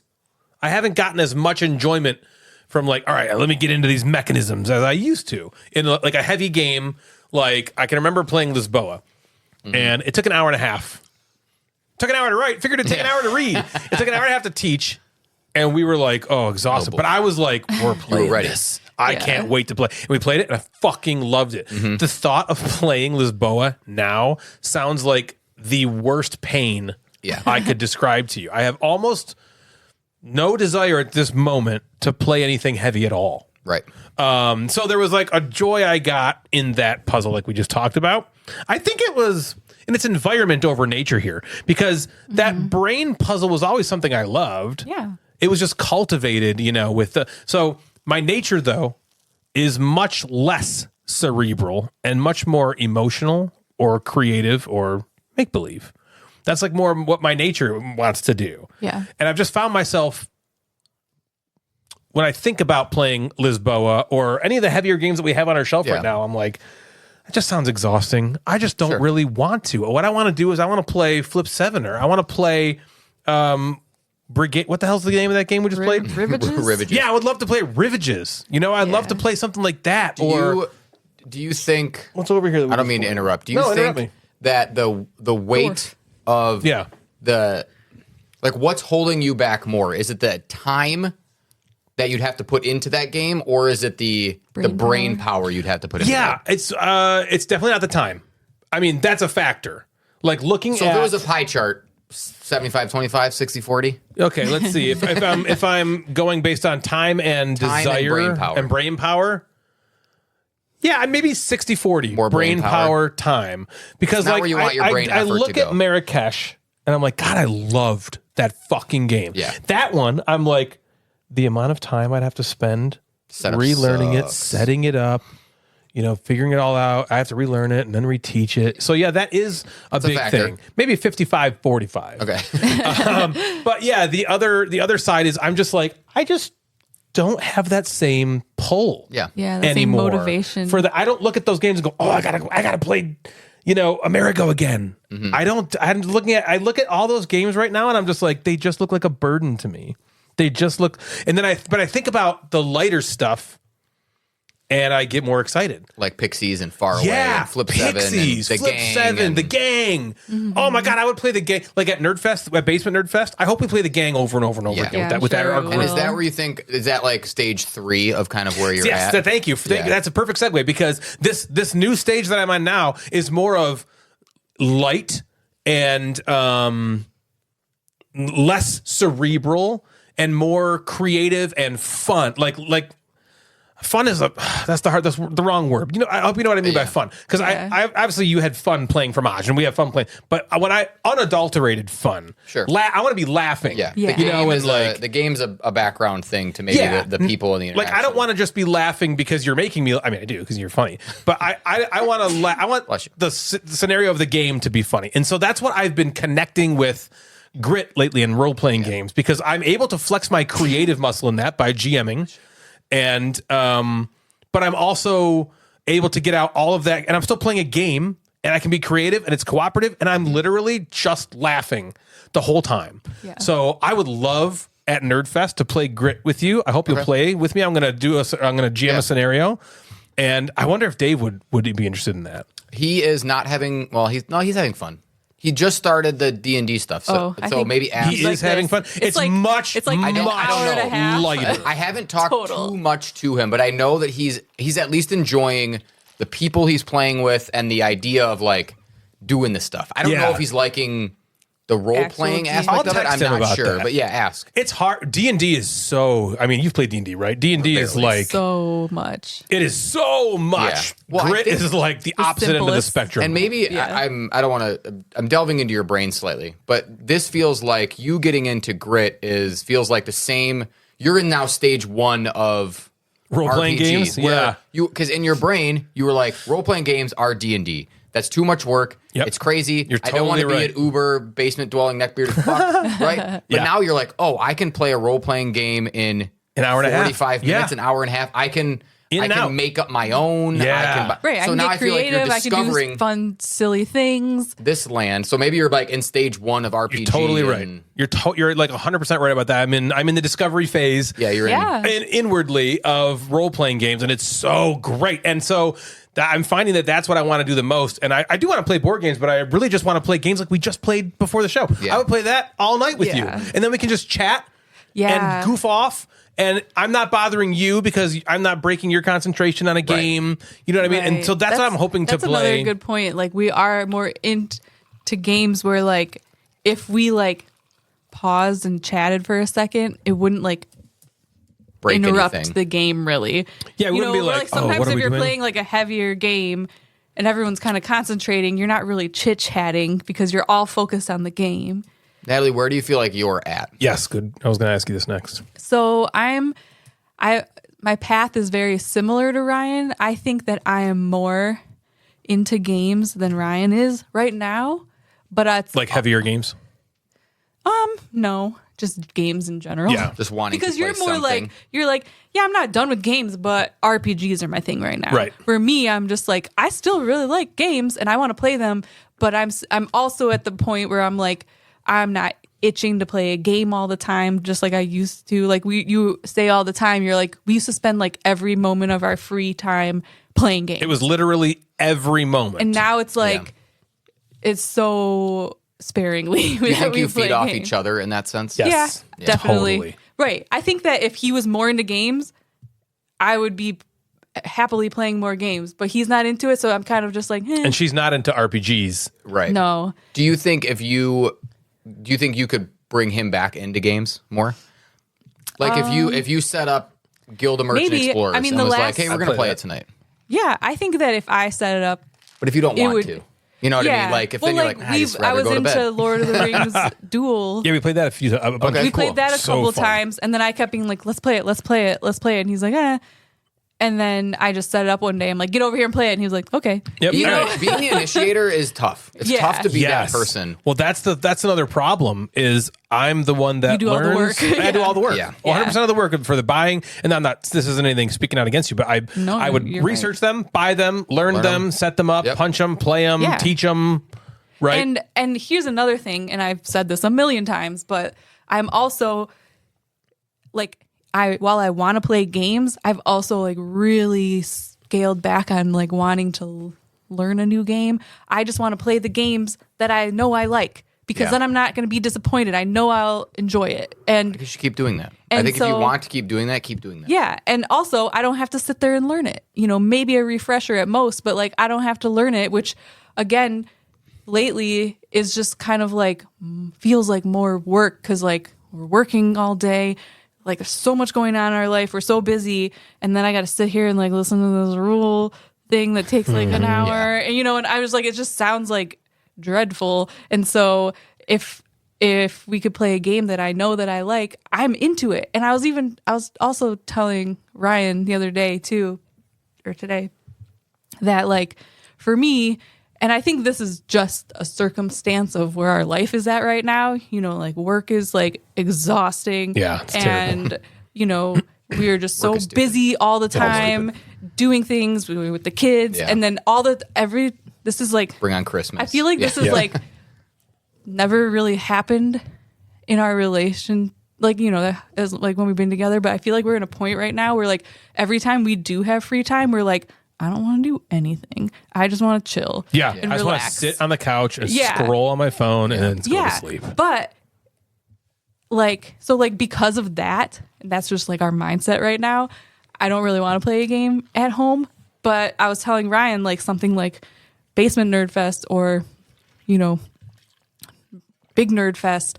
If there's like a designated like time set to play games, I know that I will go to that and play them and be excited Yeah. and have Yeah. fun. Yeah, If we were yeah, like, yeah. hey, You we're know, playing it's Istanbul. more You'd like be I'm all right, sitting on the coming over, couch I'll play. after a long day of work. That's I'm not hard. going to be like, let's go play a game. I'm be like, I just Yeah. want to sit here all night. It was just I understand that. our Work- state of mind right now. Devin and I are similar. Our work gets in the way of our time together. Yeah. Yeah. When it's during the week. Right. Right. We get these breaks over the summer. We get the Christmas thing where we kind of reconnect. But like during the week, it's like I'm exhausted. She's exhausted. Yeah. Holy shit. Let's Right. just And then you get scroll. home and you're like, I gotta And- feed the kids. I gotta bathe the kids. I gotta go do this. it's And just- now it's 9 o'clock and you're like, I I'll just want to go to bed too. Yeah. And I think so. And maybe this, if it's something that you want to do. So I have gone through similar stages. I think so it would be probably the third stage. Yeah, I was going to ask what stage you're in now. So the second stage being just give me all the heavy games for the rest of my life. Right. And that was 10 years of that. Yeah. And now I think this third stage is sort of like I go just back and forth, where I'll go a few months of like I only want to play like roll and write quick card games, Yeah. confusing lands, rivages, and then I'll be like, you had enough All of right, the break. now I and then need I'll obsession. play- Now I need and then Arc Nova. like a game like maybe Bitoku. I'm trying to think of a heavy game that like or Revive shows up. Yeah. And I'm like, Give it to me. this is what I fucking got into games for. Yeah. Yeah. Like Revive is so awesome. Yeah. Now let's just play some heavy thinker awesome. Yeah. And then I'm like burnt out. Okay. Yeah. Let me go back. So Yeah, that, so it that comes whole in like waves. back and forth happens really fast now. And then throwing in the BGA gaming has helped a little bit like scratch the itch of I'm not playing at home with Devin as much. Yeah. I can play on my phone while I'm scrolling. Well, that is with- and really- it's asynchronous, right? So It's you don't have to. asynchronous. Yeah. You can play well, when that's it's the cool convenient thing for about you. that is like you don't have to block out 2 hours. No, you're just you can playing just like whenever. play a turn and then Yep. when next time you have a chance, play a turn. And you're enjoying that a lot. I am enjoying that a lot. And because, while you're doom scroll, whatever for how long, Yeah. you can be playing Take a turn. far away also. And then it's like, I know that the two of you are sitting on the couch. I'm Yeah. sitting on the couch. Our Let's turns will all- go pretty fast. Yeah, yeah. In Totally. theory, like we could finish if we weren't recording. Fromage would have been done, and I probably would have been like, "Let's play Castles of Burgundy." Right. Yeah. And we could just start that up. And that has also been like it's games I love. I don't need to play it in person because I've played it a whole bunch of times. Same things Yeah. with like Arc Nova or Planet Yeah, you Unknown. already I've been played it playing a a lot. bunch, that's I not- played yeah. Harmonies like 5 times. Really? And that's like so simple on that. That is. Oh, on BGA, you On mean? BGA, it's so easy. Yeah. I don't have to touch anything. Right. Like, but again, I don't want to Wait. talk about it. Is Arc Nova on BGA? Yeah. Oh, so you played that solo on BGA? Yeah. Oh, that's cool. It does everything for you. Yeah. It's awesome. That is I mean, cool. I pick all the spots and do everything, but I don't have to No, do any I played it like 20 Yeah, on times tabletop, on right? TTS, and it's. But I don't mean, have it's to- fine, but it's like it like moves the cubes Tedious. for you and does Tedious. it does all that stuff. Ooh, like that's I could interesting. you can finish a game if you sat down, you'd be done in 25 minutes. yeah. And that's awesome. Oh, I mean, it's quick. The solo game especially is quick. That's yeah, cool. so that kind of stuff is sort of where I'm at now. Is I'm not as dying to play in person as much with Devin that I used to be, because I still get to play Mondays and I get that experience. And the but- BGA kind of scratches that. and itch for BGA is you. like, cool, I'm gonna play something, and then I don't have to like be The like rest a, of the a time. burden on Devin Yeah. or be like, let's play a game, and we can just play a game when we both want to. Yeah. Does she play on BGA as well? No, she doesn't care. Yeah. I'm not even sure if she knows I'm playing on BGA. You're finding out now, dude. She listens to the podcast, she knows. Yeah, she now knows. But yeah, so that's kind of where I'm at now. Is playing the games I know and love on BGA is helping. Yeah. Where Natalie is at, I'm like, God, nobody wants to play games with me. But Yeah. I still want to play some games. Yeah, yeah. And then I also get to talk with people on the Discord and jump on and play games with them Do you too, and that's chat cool. In BGA with people? You can. Yeah. Yeah, there's a little chat There's a little box chat that you box. can, yeah, so you can Do you do talk that, to or do you just typically play? Usually if we've talked, like Ryan and I will talk on Instagram, and then we'll go back to them BGA because it's just easier. But I think we talked a little bit in Fromage when I played with Maddie and who else did I play with? Greg and Oh, cool. somebody else. Aaron, maybe? I don't know. And we played, and we were chatting kind of in that box, so that's cool. Yeah. It doesn't feel like you're at the table like Yeah. that, but Yeah. But you can. but you can. You can Yeah. do that, so that's cool. Yeah. So I think, in summary, my progression has been 1 was thematic games, dudes on a map, fight, cheer, boo. 2 was strategy games, think hard and explore mechanisms, revel in playing into my competitive nature by trying really hard to think my way into a victory, feeling good about myself if I do, and sometimes bad about myself if I don't. High stress, but high reward, scratching the itch of working my brain. Long time that one happened. Number 3, okay, I'm exhausted. I want lighter games that take no more than an hour to play and don't give me as much reward maybe, but also don't stress me out at all. I like this a lot better. Rivages, I was not stressed one bit. I was literally on unadulterated fun the entire time. I was just like, this is great. Yeah. Just like, guess what? Be Kind Rewind. I'm like, oh, Be Kind Rewind. We'll talk about that game in a minute. And then for what I'm on now, I mostly just want to role play and play light games like that. Creativity is what I'm after, not head down resource conversion puzzles, which honestly just sounds exhausting to me. Part of, I was like, I really like that idea of Fromage, of the pie slice, and it's mine. Only I can do that. But still, I was like going through the tutorial, and I was kind of like, I don't know. This just sounds exhausting to me. And it was just like, let's just fucking do it. The one thing that is constant is that my feelings change. I change so much, and I like that about myself. Yeah. I'm into things really hardcore for a while, and then suddenly they shift. Yep. For who knows why. It's fun, though. Keeps things interesting and provides me room for analysis, which I also love doing. Well, a lot of times you are cyclical in your interests. Technology is cyclical. Beepers are coming back. Because that does happen a lot with you. Where you're like, I'm like doing this every day for like 2 months, and then you don't do it for a year. But then you're back to it. Then one day you're just like, I want to do this. And then you do it again, like full force. That's true. It's weird. I know. So, I'm a little annoying there's about a chance that like... things will come back around. I always think that. I'm always like closed off. No, this is just where I'm at right now. This is just what I want and you're not, right now. Out of games, it's not as top priority as it. But I have a Nerdfest plan. My basement Nerdfest plan is to play all the things I want to play. I'm just going to play. Yep. I want to introduce people to Grit and show them how it is. Mm-hmm. I really want to play with Jeff. I want you to see it, Jeff. I really think you would enjoy it. And I want to play light little games that just make me have fun. Yeah. And that's I can't wait for that. I mean, like, that excites me. Right. I'm not, like, last year I was kind of like, we got to show people Revive. Like, people got to know this game. We did that. Yeah. And it was like, Kutnohora, someone's got to play this game. Yeah. And I was into that. This year, I don't want anything to do with that shit. I just want to play... I just want to find people and be like, hey, you want to play Paper App Galaxy with me? Yeah. Like, let's just play the little stuff. Oh, it's going to be cool. So for that, Flip 7, fuck yeah. For those things, the gang, I hope we play the gang like crazy. Yeah. So I really hope we play that. So I'm looking forward to Nerdfest for that reason. Do you guys have any closing remarks about your gaming progressions? I don't think so. No. Said it. I'm good. We said it all. Yeah. Jeff, what else do you have to talk about, man? Do you want to jump into Rivages? I mean, we've been talking about Rivages. I'm kind of excited about this game. So Jeff brought over a hot new game from Pandasaurus. Hot. Is it hot? Yeah, I don't know. It should be. It's hot for us. Hopefully it will be. While you're talking about it, I'm gonna check like the availability and Rivages mean? It is hot to go. I think it means nothing. I have no idea. Never heard Like, it of literally that means word. nothing. Yeah. Rivages equals nothing. It's like Fromage is cheese. Cheese, you got any Rivages cheese? is nothing. If you have been listening to the Gamecasters for any amount of time, you know that we have a little list called the Gamecasters Essentials. Sorry, Rivage is a shore, coast, or bank. Oh, okay.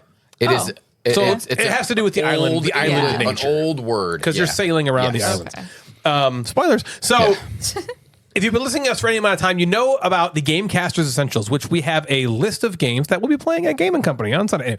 And one of the games on our Gamecasters Essentials list, which are games that we think are good for any collection. Not that every collection should have them, but they would work in any collection. And one of these games is called the Guild of Merchant Explorers. I mean... We played this at Gen Con, and we were like, oh my God, what the fuck? This is amazing. Yeah. Why is this game? This game has no right being so good. It doesn't. And then you're like, this is so good. I want to play more. So good. More. Give it to me. Remember, we just played it again. They're like, play this other game. Like, no. We just want to play it. And for a game to make the Gamecasters Essentials, it has to have the three of us unanimous about it. Yes. Mm-hmm. Which doesn't happen that often, which is why this is such a hell of a haul, right? So Jeff brought over this game called Rivages from from Pandasaurus. Rivages, yeah. And he's like, it's like a little Blankenright, he tells us. And so he's passing the components out, and I'm like, Jeff, this looks deceivingly like the Guild of Merchant Explorers. And he's like, well, it's also going to feel like the Guild of Merchant Explorers. So he starts teaching us, and it is very similar, which, oh my gosh, the feels of gaming were very, it was so cool. So basically in this game, it's a Blankenright game. You are going to be crossing off boxes on your you have a little map. Kind of like in Guild of Merchant Explorers, instead of crossing off, you're placing things on. Right. It's the same thing. You're just crossing them off. There's two ships on each island map. You pick one, and then you get cards that have terrain types on them. And your map has terrain types on them. And you pick one of these terrain types on one of the cards, and then you cross off those matching terrain types on your board. And as you do, you're going to kind of be building a path because you have to cross off next to other areas you crossed off. So you're going to kind of be Similar sprawling. to every game. Every you play, game, yeah. every place. You're going to be sprawling all over the map. And as you get to certain locations on this map, they're going to do things for you. One of those things is just give you points. One of those things is to let you cross off a wild square anywhere. And you're basically trying to do a couple things. You're trying to score a bunch of points on that first map tile. And there's a bunch of different ways to score points by basically crossing off different icons or filling up, an area of terrain. So there's like forest, there's like water, there's like grasslands, or there's like desert. And they're all segmented across this map in different like contiguous groups.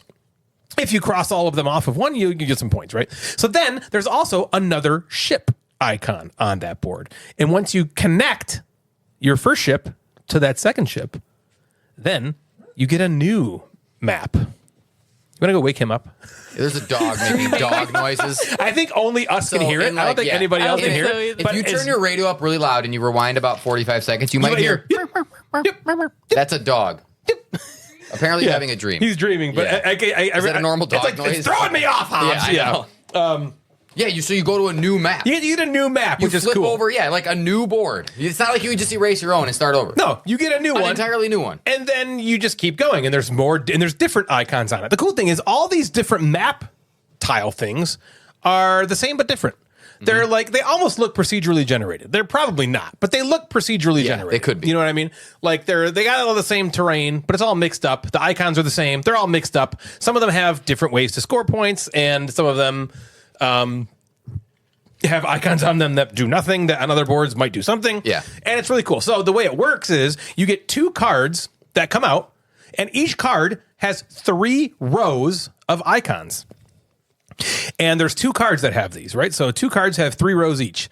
And you just basically pick the topmost row on either one of these 2 cards, and you cross off the icons that are on the card on your map. And then after everyone does that simultaneously, you take those 2 cards that you had and you pass them to the player on your left. And now they have your 2 cards with one of those rows crossed off. So now they can either do the top row on the card you didn't pick, or now they can do the second row on the card you did. And once they're done doing that, they pass it, and we just keep going around and around until one of your cards, or 2 of your cards, whatever, has all 3 rows crossed off. Then you be kind of rewind. You erase those, and then get a brand new card, and then just keep going. And it just goes on and on like this until a certain amount of time. Basically, there's like a card of like a certain way through the deck. When you see that, everybody gets one last turn, and you total up points. And points you just collect throughout the game. Whenever you get a point from your board, you just pick a point token, and that's the game. It's that simple, and it is very reminiscent of the Guilds of Merchant Explorers. It feels like the Guild of Merchant Explorers blank and right. Yeah. It's not the Guild of Merchant Explorers. No. It's not. It has nothing to do with the Guild of Merchant Explorers. It's not in the same universe or anything like that. It just very much feels like that game, and for that reason, it kind of became a little beloved to me. I was like, this gives me those feels. I love the feeling that Guild of Merchant Explorers gives me. This is giving that to me. Yeah. Yes. What did you guys think of Rivages? I played it at game night. We played Fromage and then this, and I was like, this was an awesome game night. I was like, I win. And then we played Landmarks, and I was like, that wasn't that fun. Yeah. Landmark sucks. So it was a flop. But then we brought it back with Draconic Dice. But anyway, Nice. I learned the game, and when I was teaching it to the game group, the four of us, and I was like, okay, I think I'm gonna like this. Like, I read the rules, and the moment I was like, oh, when you cross off the other ship, you flip a new board. I'm like, I'm in. That's cool. Yeah, Cool. that is Yep. cool. Because I was like, why are there 30 fucking boards in Right. this game? It's a 5-player Right. game. Like, it's a rolling right or a flipping right, whatever. And I was like, okay. But then he started to do that. I'm like, okay, this is fun. Like, Yeah. again, crossing things off for at least the 3 of us is fun. And then when I finished it, I did the Ryan, and I was like, I think Ryan is going to like it. Oh, Ryan likes And when this. we were texting in our group chat where you were like, let's play Fromage before the show. I'm kind of in my head, I'm like, oh, damn. I want him to play this I'm like, other let's play game. Fromage on BGA so we Yeah. can play this other one, because like I told you in the message, maybe you just sent it to me. Am I gonna like Fromage? Yeah. And I was Yeah. like, I don't know. Yeah. I don't You're know like, if you I thought like. that Yeah, myself. you might. Yeah, you've Yeah, I been thought wondering that, that. and I was like, games like Harvest, and the Harvest didn't hit for you, and I felt like in terms of Fromage being a shorter game, giving you a little bit of Euro feel, those games haven't hit for you lately. Yep. I think Fromage is better. Yeah, I think so. Oh, I liked it. I liked it much better than Hearts. So I think it's better, but I was just nervous. I was like, I didn't know. Yeah. But I knew when I read the rules and like played this once, I was like, Ryan's going to like this. Oh, I loved it. You were And- just explaining the rules, And then I he was was like like freaking Ryan's out. like, yes. Yeah. I was like, okay, This cool. sounds awesome. This sounds awesome. Let's play it. And it I'm a was. brain And I was like, freeze. okay, good. He's going to like it. Yeah. That's the my worst one ever. Okay, this game. So that got me excited again to play it because now it's like, all right, the newness has worn off. Let me play it again. And then that I was still having just as much fun playing it. Like, I love that there's so many boards. The boards are just kind of different. Sometimes you get a board and you start growing and you're like, you start going and you're like, I'm getting the fuck out of here. Yeah. And you just like go the quickest way to the boat and Yeah. you I'm just never going beat to it. finish this crap. Bored, yeah. I don't have the bitches Yeah. from the bitch bag enough to get me the can't stuff I get need. there. I'm I'm out. Yeah. And or like my first board, I like almost filled up. I was like, I think I'm just kind of moving well. I'm getting all these points, and you kind of do this. And the next one, you're like, give me the fuck out of here. I'm outta here. And I thought that was kind of cool. And the next time, it could be Goodbye. very different in the way that. And the you next play. board you get, you're like, what do we got here? What's Yeah. going on? Like, Yeah, because they're not the same. No. They're like sometimes there's like very stark differences. Yeah. From the last scoring board. objectives or what you're trying to do is different, or where you start. I love the idea of just kind of passing those cards around. yeah. It's sort of like if we had to fill in the blank for blank and right, probably draft. Draft, I suppose. Draft yeah, or and- select and right, Almost choose and like a right. flip, a Pass and choose- right. Yeah, something. Yeah, pass and. But I thought that was again a unique pass and right. That's the one. All right, damn it. fine, you Fuck. win. Remember games at points. But Yeah, bring her down. so the pass and right games. I love this. Like, it's not just one card, like two cards. I again now have a choice, Yeah. and it just felt cool to like cross them off on the And scoring it's funny pad and because pass them to you. Natalie mentioned like I was like so happy when you'd be like be kind, rewind, and I'd have to erase and get a brand new card. She's like, you still only have the same amount of choices. choices. But it's new. But I don't know why it felt so Yeah, great. Like, did. yes, this could be anything here. Yeah. Well, you were kind of like, oh, sorry. Like, you felt bad for me. I was like, it's not changing the game. You're right. It's not. Yeah, you're smart. I thought on it was that. like it's a great like length. It's 20 minutes. Yeah. You kind of start and you're like, okay, this is going. And then This is taking a long And then time. there's on 4 turns in a row, you're going through 4 to 6 cards, and you're like, okay, now we're burning through these. Yeah. Because the first 2 maps, you're kind of like, all right, this is taking, and then the next 2, you're kind of like, oh man, Oh, shit, this is about to be end. This is It's going to about go to be over, and that's a cool feeling because you get that tenseness toward the end, or like, what do I do on my last turn? But it didn't feel backloaded. No. It didn't feel like No. there's some games where you play where it's like, okay, this is Starts taking, slow, this, and and then all of a then- sudden it's over. Right. Yeah. It wasn't like that. You know, it had a had a good- really good progression. Yeah. I thought. Yeah. That's true. And then the last thing I'll say that I liked about it is the scoring. Like there wasn't some checklist that you had to go through to look at it. You're just collecting them as you go, and you like literally count what's in front Yeah, of when you. it's over, you're just Yeah. like, I have this many. And then you put it away. There's Yeah, not that's a pen and great. paper of like, all right, let me add this up, let me make a calculator out. Great. You just Great Yeah. filler. count it, throw it back in the box. It is funny go. because even though I knew that at the end, I was kind of like waiting a second to, Yeah. to Yeah, wait what to else see if is you were there? like, Where's my other also you points do coming this. I was from? kind of like, oh, you just Oh, it's just add that's them all up. you get. Okay. No. It's all in. It's an Well, in-game that's not point. true. There was game. an end game little score. Yeah, You're that's- right. yeah, 2 1, points yeah, and 2 4 points yeah, were yeah. had. Right, I know, but I mean, You're right. There was something else. Yeah. What about? Oh, did you want to talk more about what you didn't okay. like? No, I didn't say anything yet. Go. That's what I was- You want to keep talking? Miss You haven't Pass- said Miss shit. Passing Right. She's like, well. he's like. Well, I've said nothing. She's so- like, I like that it had. You want to keep talking? Well, that was the first thing I said. Natalie, what did you think of Rivages? I thought you You're let the it off for rudest some boy. reason. Of course, I'm the only one that's talked. Natalie, are you going to let me Yeah, speak? let's move on. Let me talk for once. Shut up, Natalie. Yeah, you contributed passing right, and I just assumed that meant you did everything. What'd you think about Rivages, Oh my Natalie? gosh, I also really liked it. Cool. So what? I mean, really, what else was there to say? Say what that else? you guys haven't Say your said? shit. No, I mean, you guys pretty much. Did you have fun? Yes, I liked Okay. it a lot. Like, I feel like that is one I can actually see us like playing, like sitting on the couch, turn on The Office, and like, well, let's play this kind of thing. I hope we say it like that too.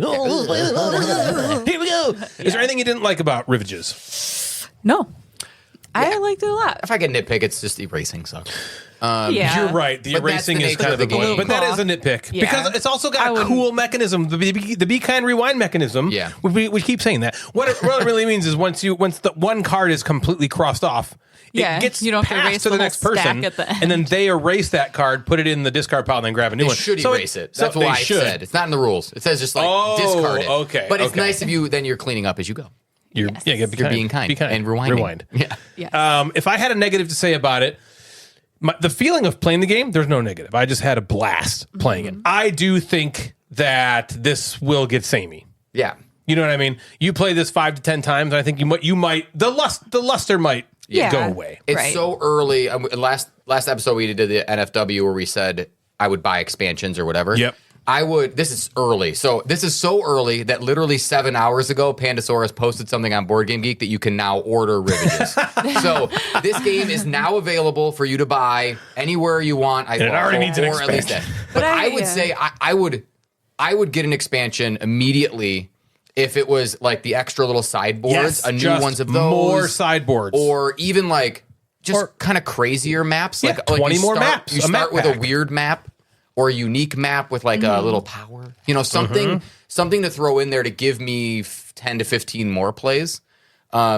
Yeah, that would be. I would agree that it could. Yeah, 5 to 10 plays. You could be like, Yeah. all right, I kind Yeah, of get But I I it. feel kinda like saw that's this. okay though. There's games like that Yeah. where like you're really into it and you play it a bunch and you're like, okay, this game I played yeah, it and that's enough. not a bad thing. And it's not a bad What's thing. wrong with loving a game for 10 plays and then never playing it again? There's nothing wrong with that. Because then you move on to the next game like that, and then you're really into Yeah. that game and play that But 10 this- times. Yes, Yeah, this good is point. This I was a don't, winner. and especially I a was game like pumped to play this that's probably $20 or under, yeah. and so like you've definitely got your money's worth. I love that point.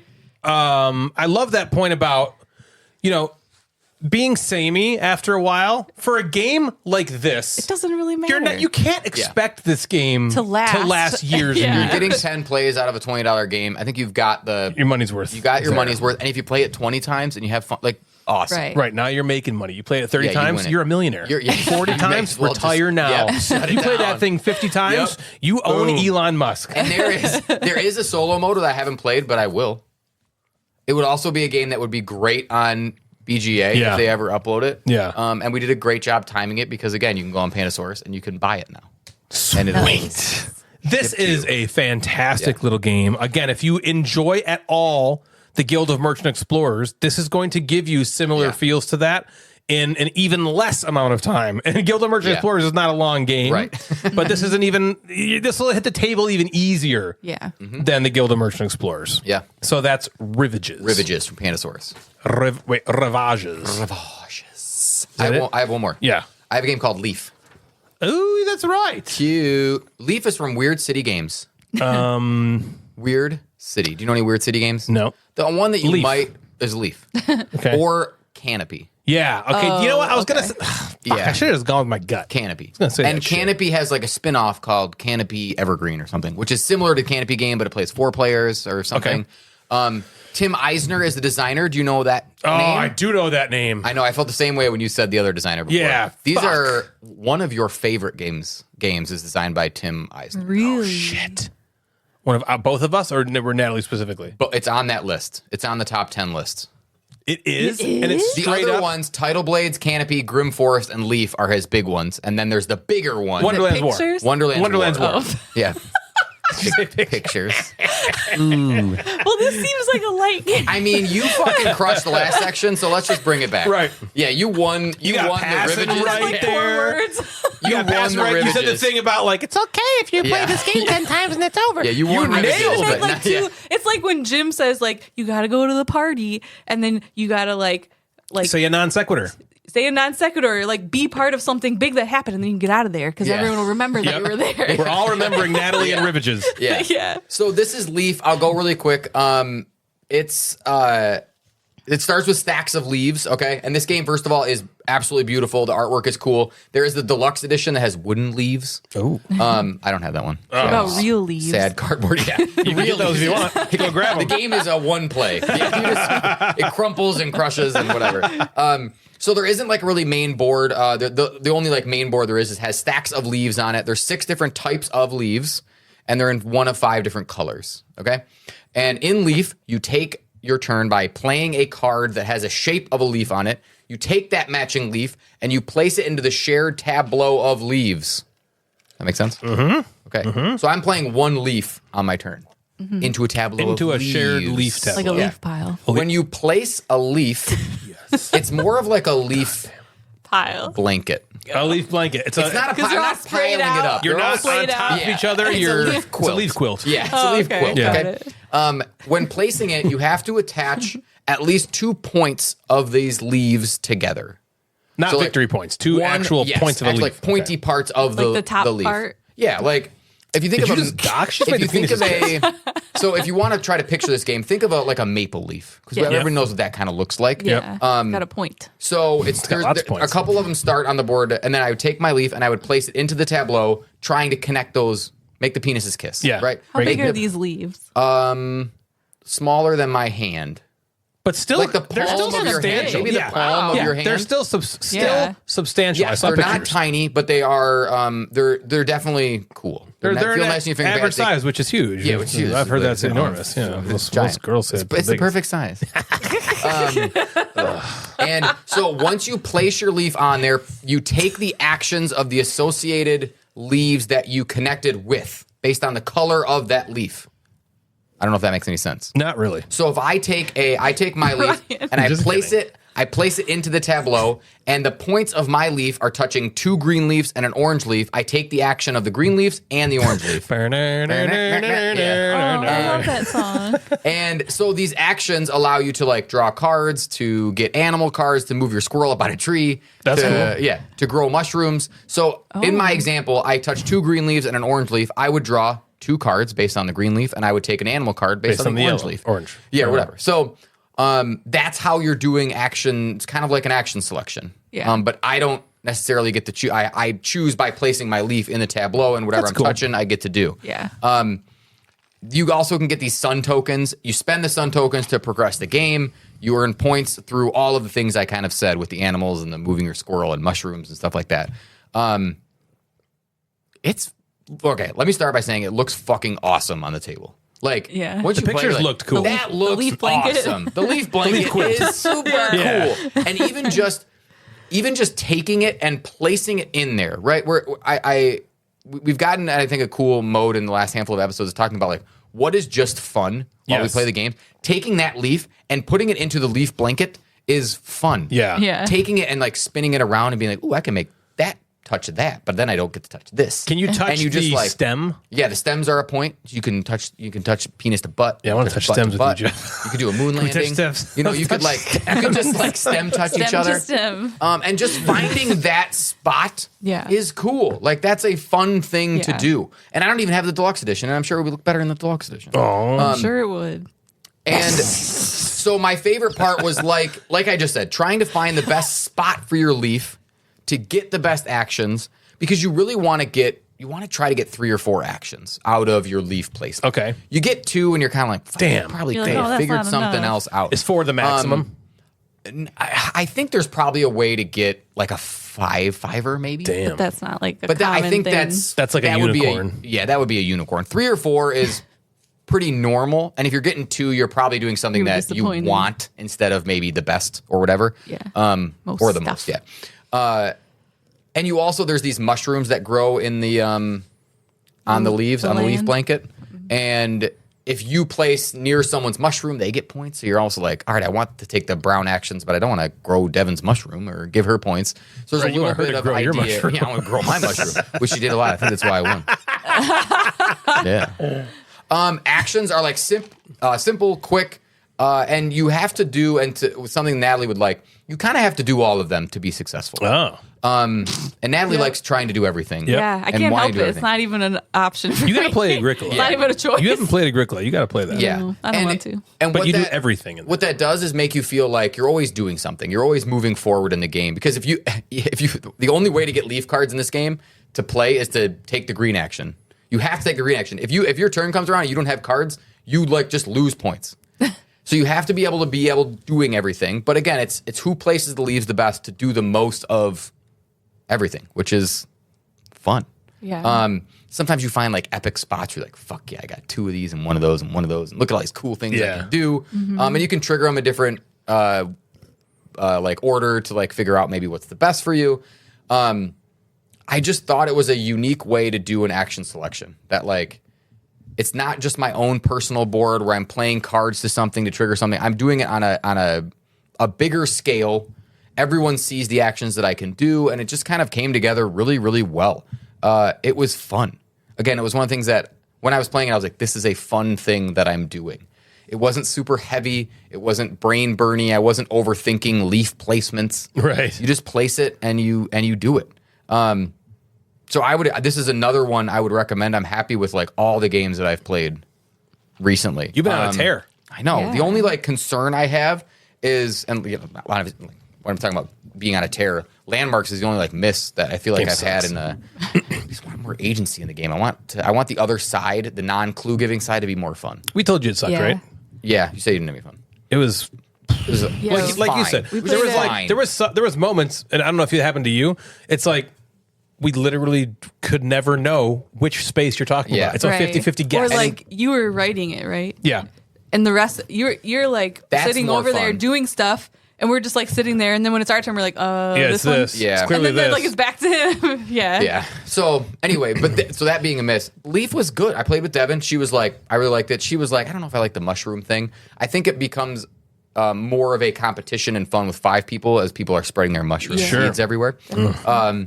The only concern I have would be like, does it again hold up to a lot of plays? But I don't play the games 10 times.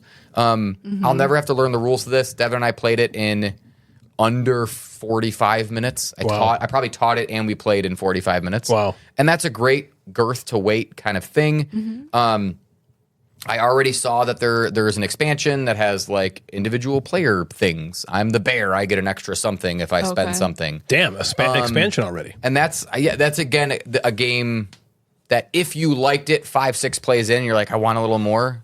Throw in probably the expansion. the Those bear. kinds of expansions are the expansions to throw in too. Yeah. You know, like games that have expansions like that, a win. Yeah. is a win. And to Natalie's point, if it's a game you play 5 or 10 times and you're like, I'm done with it, then you can be done with it. But if it's a game you play 5 or 10 times and now the expansion adds 5 or 10 more, cool. Right. Yes. But again, another one, that was Leaf, Weird City. Another one I would say, check out. It's beautiful. Fuck yeah, Yeah. yeah. awesome. The Gamecasters have a sponsor. We have partnered up with Modern Meeple, company behind the famous Gamey Susan, which is a lazy Susan that holds extremely high-quality board game component trays. These trays are the picture of luxury. Made right here in the USA, they are made from a wood-based material that's dyed throughout with a number of different colors to choose from, and should you drop or ding them, they will still retain that color. These things are so great looking on the table, and displaying them on your game shelves will really elevate your status with your neighbor, which is good because he's been lording that damn elk head over the fireplace for the last 5 years and really needs to shut up. So head on over to modernmeeple.com to check out all the great products they have. And if you find something you like, enter discount code GAMECASTERS at checkout to receive free shipping. And a couple cool Gamecasters keychains as well. Once again, that's modernmeeple.com. If you're looking to get some great Gamecasters or Mad Board Gamer gear, head on over to the link tree in our Instagram profile or the Discord merch channel to see our store on bonfire.com. There you'll be able to find our standard logos as well as some show-specific designs like BDNBF or Numberblind. We'll add new designs as the show evolves and look forward to seeing all of you repping those poop knife shirts at the next Nerdfest. So once again, head on over to the link tree on the Gamecasters Instagram page or the merch channel in our Discord server to find the link to our Bonfire merch store. If you're looking to support the show, maybe consider flushing your money down the toilet by way of our Patreon page. There are 4 different tiers that you can use to hinder yourself if you're looking to unload some of that cold hard cash and help us keep the wheels of industry turning by supporting this podcast that you sometimes listen to. We have amazing patrons. Thank you so much for your support, guys. If you'd like to donate to help us pay for things like hosting fees, better equipment, blow-up dolls, poop knives, and the like, please head on over to patreon.com/the Gamecasters to help out. Possibly the best way to interact with all of us, though, is via our Discord server. If you go to the Gamecasters Instagram page, you can check out our link tree in our bio to get access to our server. It's a great way to engage with all three of us on a daily basis, as well as meet a bunch of like-minded, awesome people. So check out our Discord server. It's now that time of the show where you all entertain me in this episode's Instagram Inbox. And now it's time for the Instagram inbox with the Mad Board Gamer.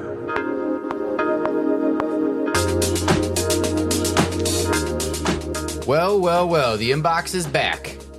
And I also just put my headphones on like 4 seconds ago, and you like introduced me, and I was like, what am I waiting for again? I'm like, oh, the music I can't hear. I'm like, do I just like talk now? Like, why I, isn't he letting me talk? Yeah, like what happens here? Hey, do you guys do any like, you don't have to answer this. You guys do any like dirty talk? All the time. Ooh, yeah. So I Throw went mud onto on me. social media and I said, give me some board game dirty talk. Yeah. Like if you two just basement dwelling neck bearded fucks were banging and you were like, let's talk. I'm going to control your area. Games. So I went on and there's a whole bunch of dirty people that listened to the show that gave me a whole bunch of dirty things. So let's hear them. Hell yes. Let's hear them. Slapian was just like, he was like, hit me. Take that. He's like, I like that move. Slide that polyomino in. Whoa. Oh, I know. Damn, what if your dick was shit? Well, I guess we're the what is it called? The hero? The hero. Yeah, the long dong. We're the heroes. It's like the long dong. Yeah. what about like the Z one? What if your dick was shaped like That's a the Z one? Cleveland Z. No. Or the Cleveland Zemer? Yeah. That would not feel good. Maybe. I mean, what You if never had a what if Z it was inside like you before. up and in, hit all the spots you maybe want. You have, Yeah. maybe you have hidden alleyways in there Yeah. that you didn't know about. Yep. That veer to the left. Hidden alleyways. Yeah, your vagina is more of like a labyrinth. Yeah.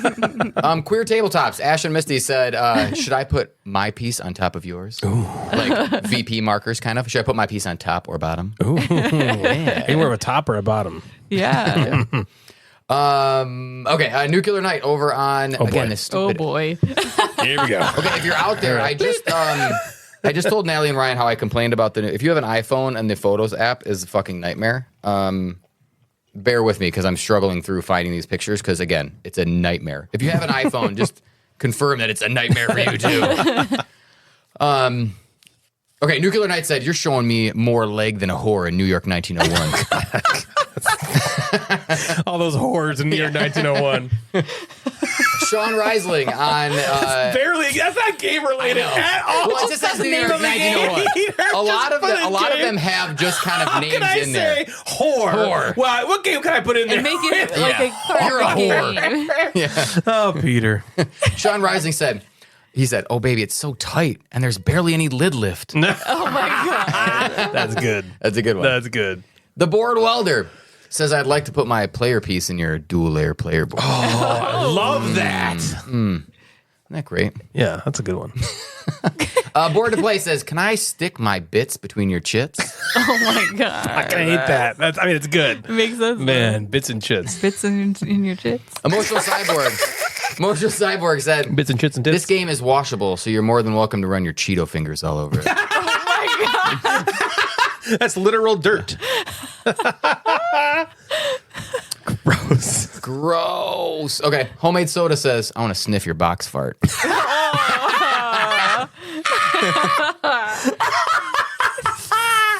That's some nasty dirty talk.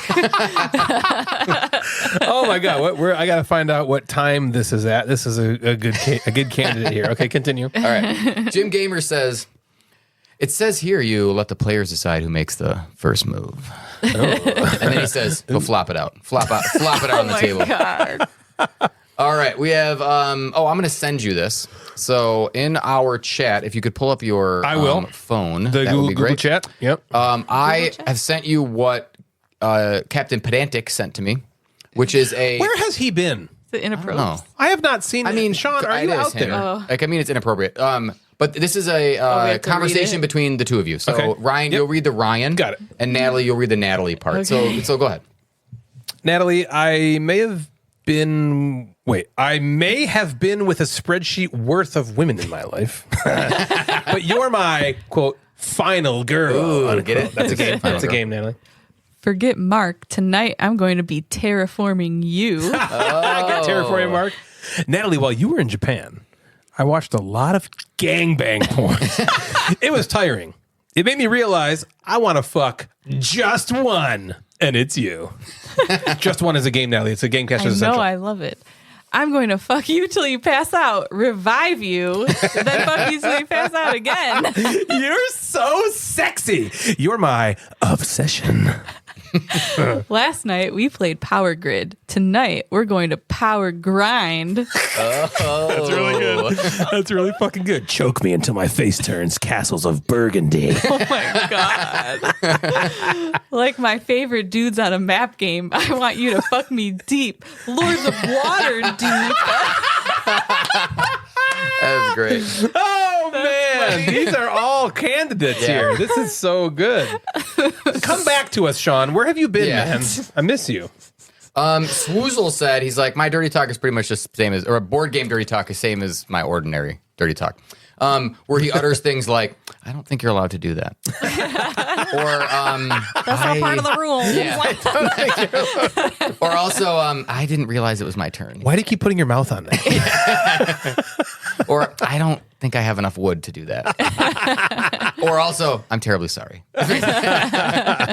So let me head over to Facebook where there is a few more very funny ones. Again, These are great so far. The time I know. I was pleasantly are. surprised. Steven Ungaro, the plurpster. Oh, boy. This is going to be good. Okay. Wait, He's didn't got you a just lot. have him? I got high hopes Didn't for you, just say Steven. something for him? No, Plurpy. No, I said that was Sean. That was Captain Sean Panetta. and then Oh. Swoozle. Oh, Swoozle. Yeah. So this is now Plurpy. Yeah, I don't either. The fuck? Okay. Steven said, I will apologize in advance for my language. Not really. He says, girl, I'm about to feast on that pussy like Odin. Oh my God. Steven! How dare you? And they Oh, says, Steven. oh, fuck, my ladder's about to shoot. Oh my God. Then he I'm just says, going to play this whole segment on Instagram. yeah, he says, damn, that ass is modern art. He does love that game. And asses. I want you to play with my marbles until my potion explodes. Oh my God. After I Batoku, can I place my white castle in your red cathedral? Whoa! God, that's so good. Hey, girl, bring 2 friends and I'll pretend you're 3 sisters. How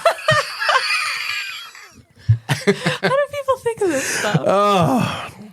Steven and Sean specifically have Clever. very similar minded brains Yeah. here. Yeah. I could watch the two of them need to go head to head in something related to Yeah. this. Like to find out who's the supreme champion clever man. Yeah, just some of the play on words that the two of them have. They can do it know. like no one else. Steven also says, babe, if you want another guy to join, we can loop in Louie.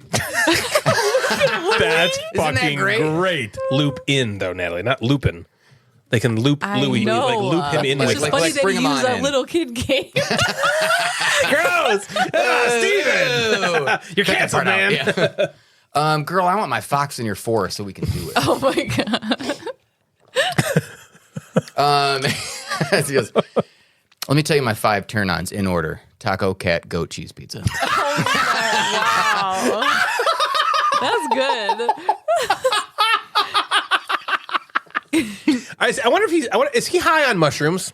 Maybe. This seems like the kind of thing in a drug-addled like state that you're just like in this like constant Zen just be flow. high Of, on I just- he's well, just high he, as fuck. he gives me like chunks of them sometimes. So he like has a big chunk. Then he's like, I thought and of then more. he waits like 45 minutes later and then another. It's a great. different drug enters the system, and he's like, "Oh, I got more." Yeah. He's actually currently on Facebook right now. He has a little green dot by him, so maybe he's writing more. Oh my gosh, more! Give us more.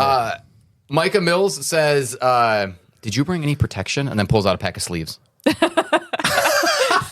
That's funny. That's Yeah. good. I have a spire for you to slay. Slay my spy. And then Micah also just said, dual layer player board. Nice. I can give him one of those. Yeah, do it. All right, I will. My dual-layered player board. Michael Vanoy Oh, Oh my God. Oh, hey. Well, Jeff looked at me like, I did. I was "Wait, waiting for you to say something. Boy. Is Alan Fullerton after this? Yeah. Oh, shit. What are you going to do now, Natalie? We'll see who gets the better hay here in a second. So No. poor Michael Vinoy says, let's take that box top off so I can fondle your bits. Oh my God. And then Alan Fullerton. Oh. Natalie. Come on. Oh, hey. Oh, she went Michael Vinoy. I tried think to go Michael this Vinoy time. still got it. Yeah. It's hard to beat We'll see Michael who shows up Vinoy. at Nerdfest. Alan next year. Alan says to his wife, maybe this time we leave the sleeves off. Another sleeve. Brian Lyle says, I want to tease your victory track with my wooden meeple. Oh my God. And then we'll end it with a few more Stevens. Oh, Oh, my gosh. yeah. Another These- chunk. Yep. He says it may be tiny, but it's epic. This game's called The Tiny Epic. I know. Okay. Yeah, got it. I know. He says I know it's that time of the month, but I don't mind a little blood on my clock tower. Oh, What do you think about that, Natalie? it's a little dirty. Right. A little blood on my cock tower. He said cock tower. Oh, Right? you What do you- did? I don't know. No clock. Ah, shit. What do you say we take this deep sea adventure into a full reef encounter? He loves Reef Encounter as well. He does. Yeah. All right, It's a good game. two more from Steven, then we're done. I'd love to put my shot in your Totten. There's a game called Shot and I Tot. know. I played it. And then the last one, Have you? Yes. I would tear that ass up like a legacy game. That's so That's fucking good. Oh my gosh. All right, do we have I know Yep. we have an applause meter somewhere, Oh. don't we? Yeah. Fantastic. That was so good, all of you. Oh my gosh, one of the best segments we've done in a while. That was great.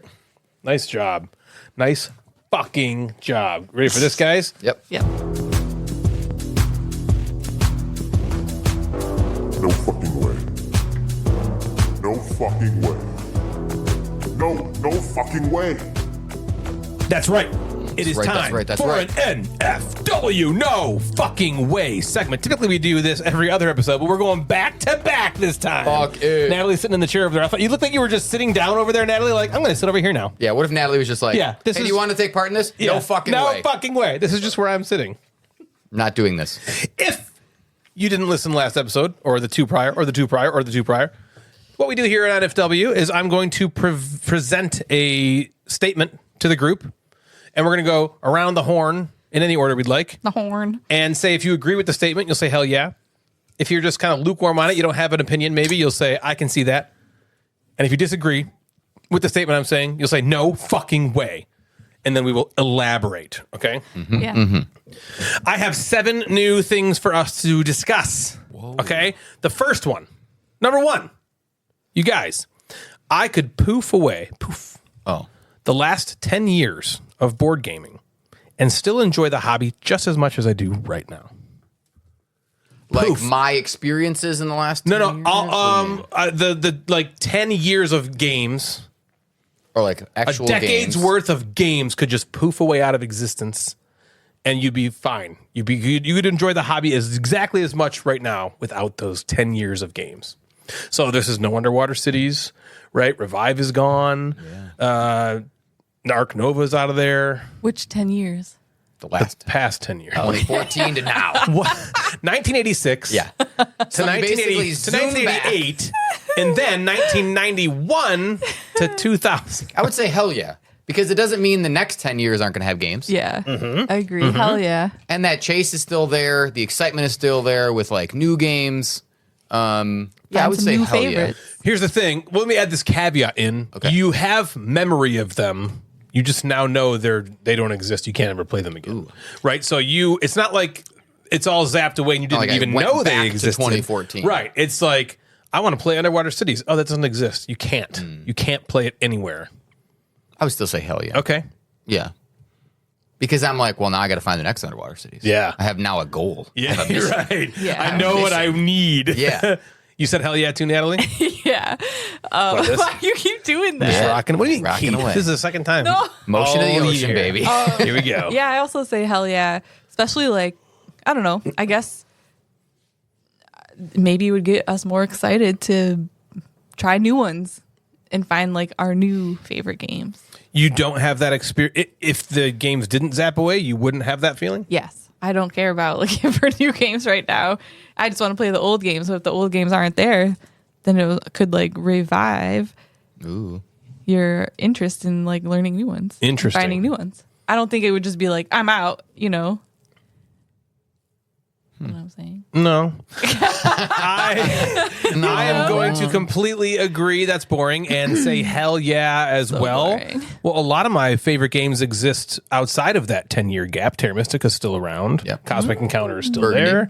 Castles of Burgundy is going to be there still. Yeah, I still have games that I Trajan will love. still be there. Homesteaders. We've never talked about, but yes, you're right. Homesteaders will be there. The great Homesteaders. I think Maria will still be around for me. Yeah, we got the Resistance that. Right? No, maybe we don't have the Resistance. You know, it would almost be nice But we haven't played that anyway. Well, because then it makes your it shortens the scope. it shortens the options, and so it's not so overwhelming and hard to decide which Because one really to in the play. last 10 years is when now, instead of, 300 games coming out a year, there's now 10,000. But Right. in a month, we have Nerdfest. Yeah. Okay? 10 years of games are gone. What do we do for Nerdfest? You're okay Play with a that? shitload of Resistance, Play the Resistance, baby. which would be awesome. It would be Play the old awesome. games. Go back and do the. Yeah. Would you be as excited for Nerdfest? You don't have any of the hotness. You have none of the new stuff that you're excited about now. I mean, maybe not like as pumped, but I'd still be excited. Yeah. Like, I mean, it's a weekend of hanging out with friends and Yeah. playing games. Yeah, for sure. And then we could also be like, well, we can't play anything new. Let's go back. Let's play Can't Stop. Like, what I fuck would it. do if I have the memories, I'm just going to design Yeah, like some of the design it. best Like, yes. games ever. I did this. What do you think about that strike? Yeah. Let's play poker, but then this time we'll do it cooperatively. Got it. Like that movie, that Beatles The movie. Beatles movie yesterday. Number 2. It's better to get gifts than to give them. No. You always hear it's better to give no. than to receive. Did you say hell no? Yeah, no fucking way. There you go. All right. No fucking way. I would rather. I like giving gifts. I think more. Yeah. I'm not someone who's like overly like surprised with like a thing. Like I like getting. Everyone likes getting things. Stuff Yeah, is of fun. course. I'm not gonna. You're not going to pretend like I don't care want about anything. getting anything, but Just donate my money to. No, I'm not doing that. I like stuff. But it's cool, especially now with like having kids again, to like give them something and see them get really excited for like 4 seconds if they It's don't want to play a with it great anymore. feeling. Yeah. But it's still a very cool feeling to Yeah. sort of see that. Yeah, I agree. What do you think? yeah, I totally agree. Like, Well, what do you agree with? okay, no fucking way. Okay. You mean hell no? Yeah. Okay. No fucking way. I think it is like when I think about Christmas, I'm not like, ooh, I can't wait to open my presents. You know, I'm more like, I can't wait for everyone else to open everything that I got them. All right, I'm going to contrarian it. Yeah. Hell yeah. Hell yeah. Get Better some to shit. get than to. All right. It is definitely a nice sentiment to be like, I love watching you open your presents. It's so fun. And it's a great feeling. It is a great feeling to to give something to someone. However, I don't think the feelings are comparable. I almost feel like it's apples to oranges. I don't get the same kind. The feeling I get when I get a gift is not in the same realm as when I give one. So I almost don't. It's hard to even compare these feelings for me. Really? Yeah, when I get something, I'm not filled with. I'm more filled with like, oh, like if I get a game I want, like Fromage, I'm like, oh man, I get to play Fromage now. Like, oh cool, when am I going to play this? Cool. That's a completely different feeling than watching Lexi open her favorite gift. Yeah. You know what I mean? So it's almost hard for me to compare. But I'm going to say, hell yeah, give me that. I like stuff, but it's more like it's just fun to get stuff that you want. It's really fun. I love watching my loved ones open something that I got them. Right, which is also I don't know. These are both selfish feelings. One is obviously less selfish because the selfish feeling you're getting is watching somebody else get joy from the thing that you gave them. But I think mostly the joy is I made you happy. Right. You know, me. You're happy right now because I made you. What do you think about Yeah. that? Yeah. Yeah. So I guess I can I'm take not it away, comparing too. like the feeling. I'm not necessarily comparing the feeling in the back. moment, but I'm comparing like right now, you know, a couple weeks ahead of time. Like I'm not really like, ooh, I can't wait to open a gift, but I am like, ooh, I can't wait for them to open this gift. Yeah. You know, I'm in the moment, I guess, you know, it's both fun, but I don't really care about it other than that moment. Yeah, for sure. Especially now that we're adults. I mean, like Jeff said earlier, we can just buy our own stuff. That's why Right. sometimes You know what I Most mean? of the like, gifts you give me, I tell you to Yeah. give me, so I know what it is. or it's like, all right, if you buy me something, it better be like exactly what I wanted. Like, because I would have just Like you bought it hate- myself. Yeah, I would have just got it myself. You spent our money Yeah, buying something I don't no. like. Right. However, I do love, like Natalie was like, there's a couple things I got you don't know about, and I'm excited. Yeah, that's cool. And when That's a I cool find feeling. when she says that, I'm like, oh, what is it? Yeah. Like I don't even know what I want. She's been asking me for weeks. What do you want for Christmas? And I'm like, giving me I don't, nothing. well, I I mean, know. I can buy my own. Devin and I do the same thing. I don't know. We do like, all right, let's do date night dinner show. Right. One of our gifts to ourselves is now we're going to see Hamilton with you guys. Right. That's our Christmas gift to each I other. cannot wait I for know, you I'm to really see that. excited. This is kind of like. I think I've decided I'm not going to watch it until I Yeah, go through I it. like that Okay. idea. Yeah. I really like that because okay, I won't say anything then. But that's kind of in the same realm as I mean, I didn't gift this to you, but I'm so It's something you excited love for you and you to wanna see him. experience.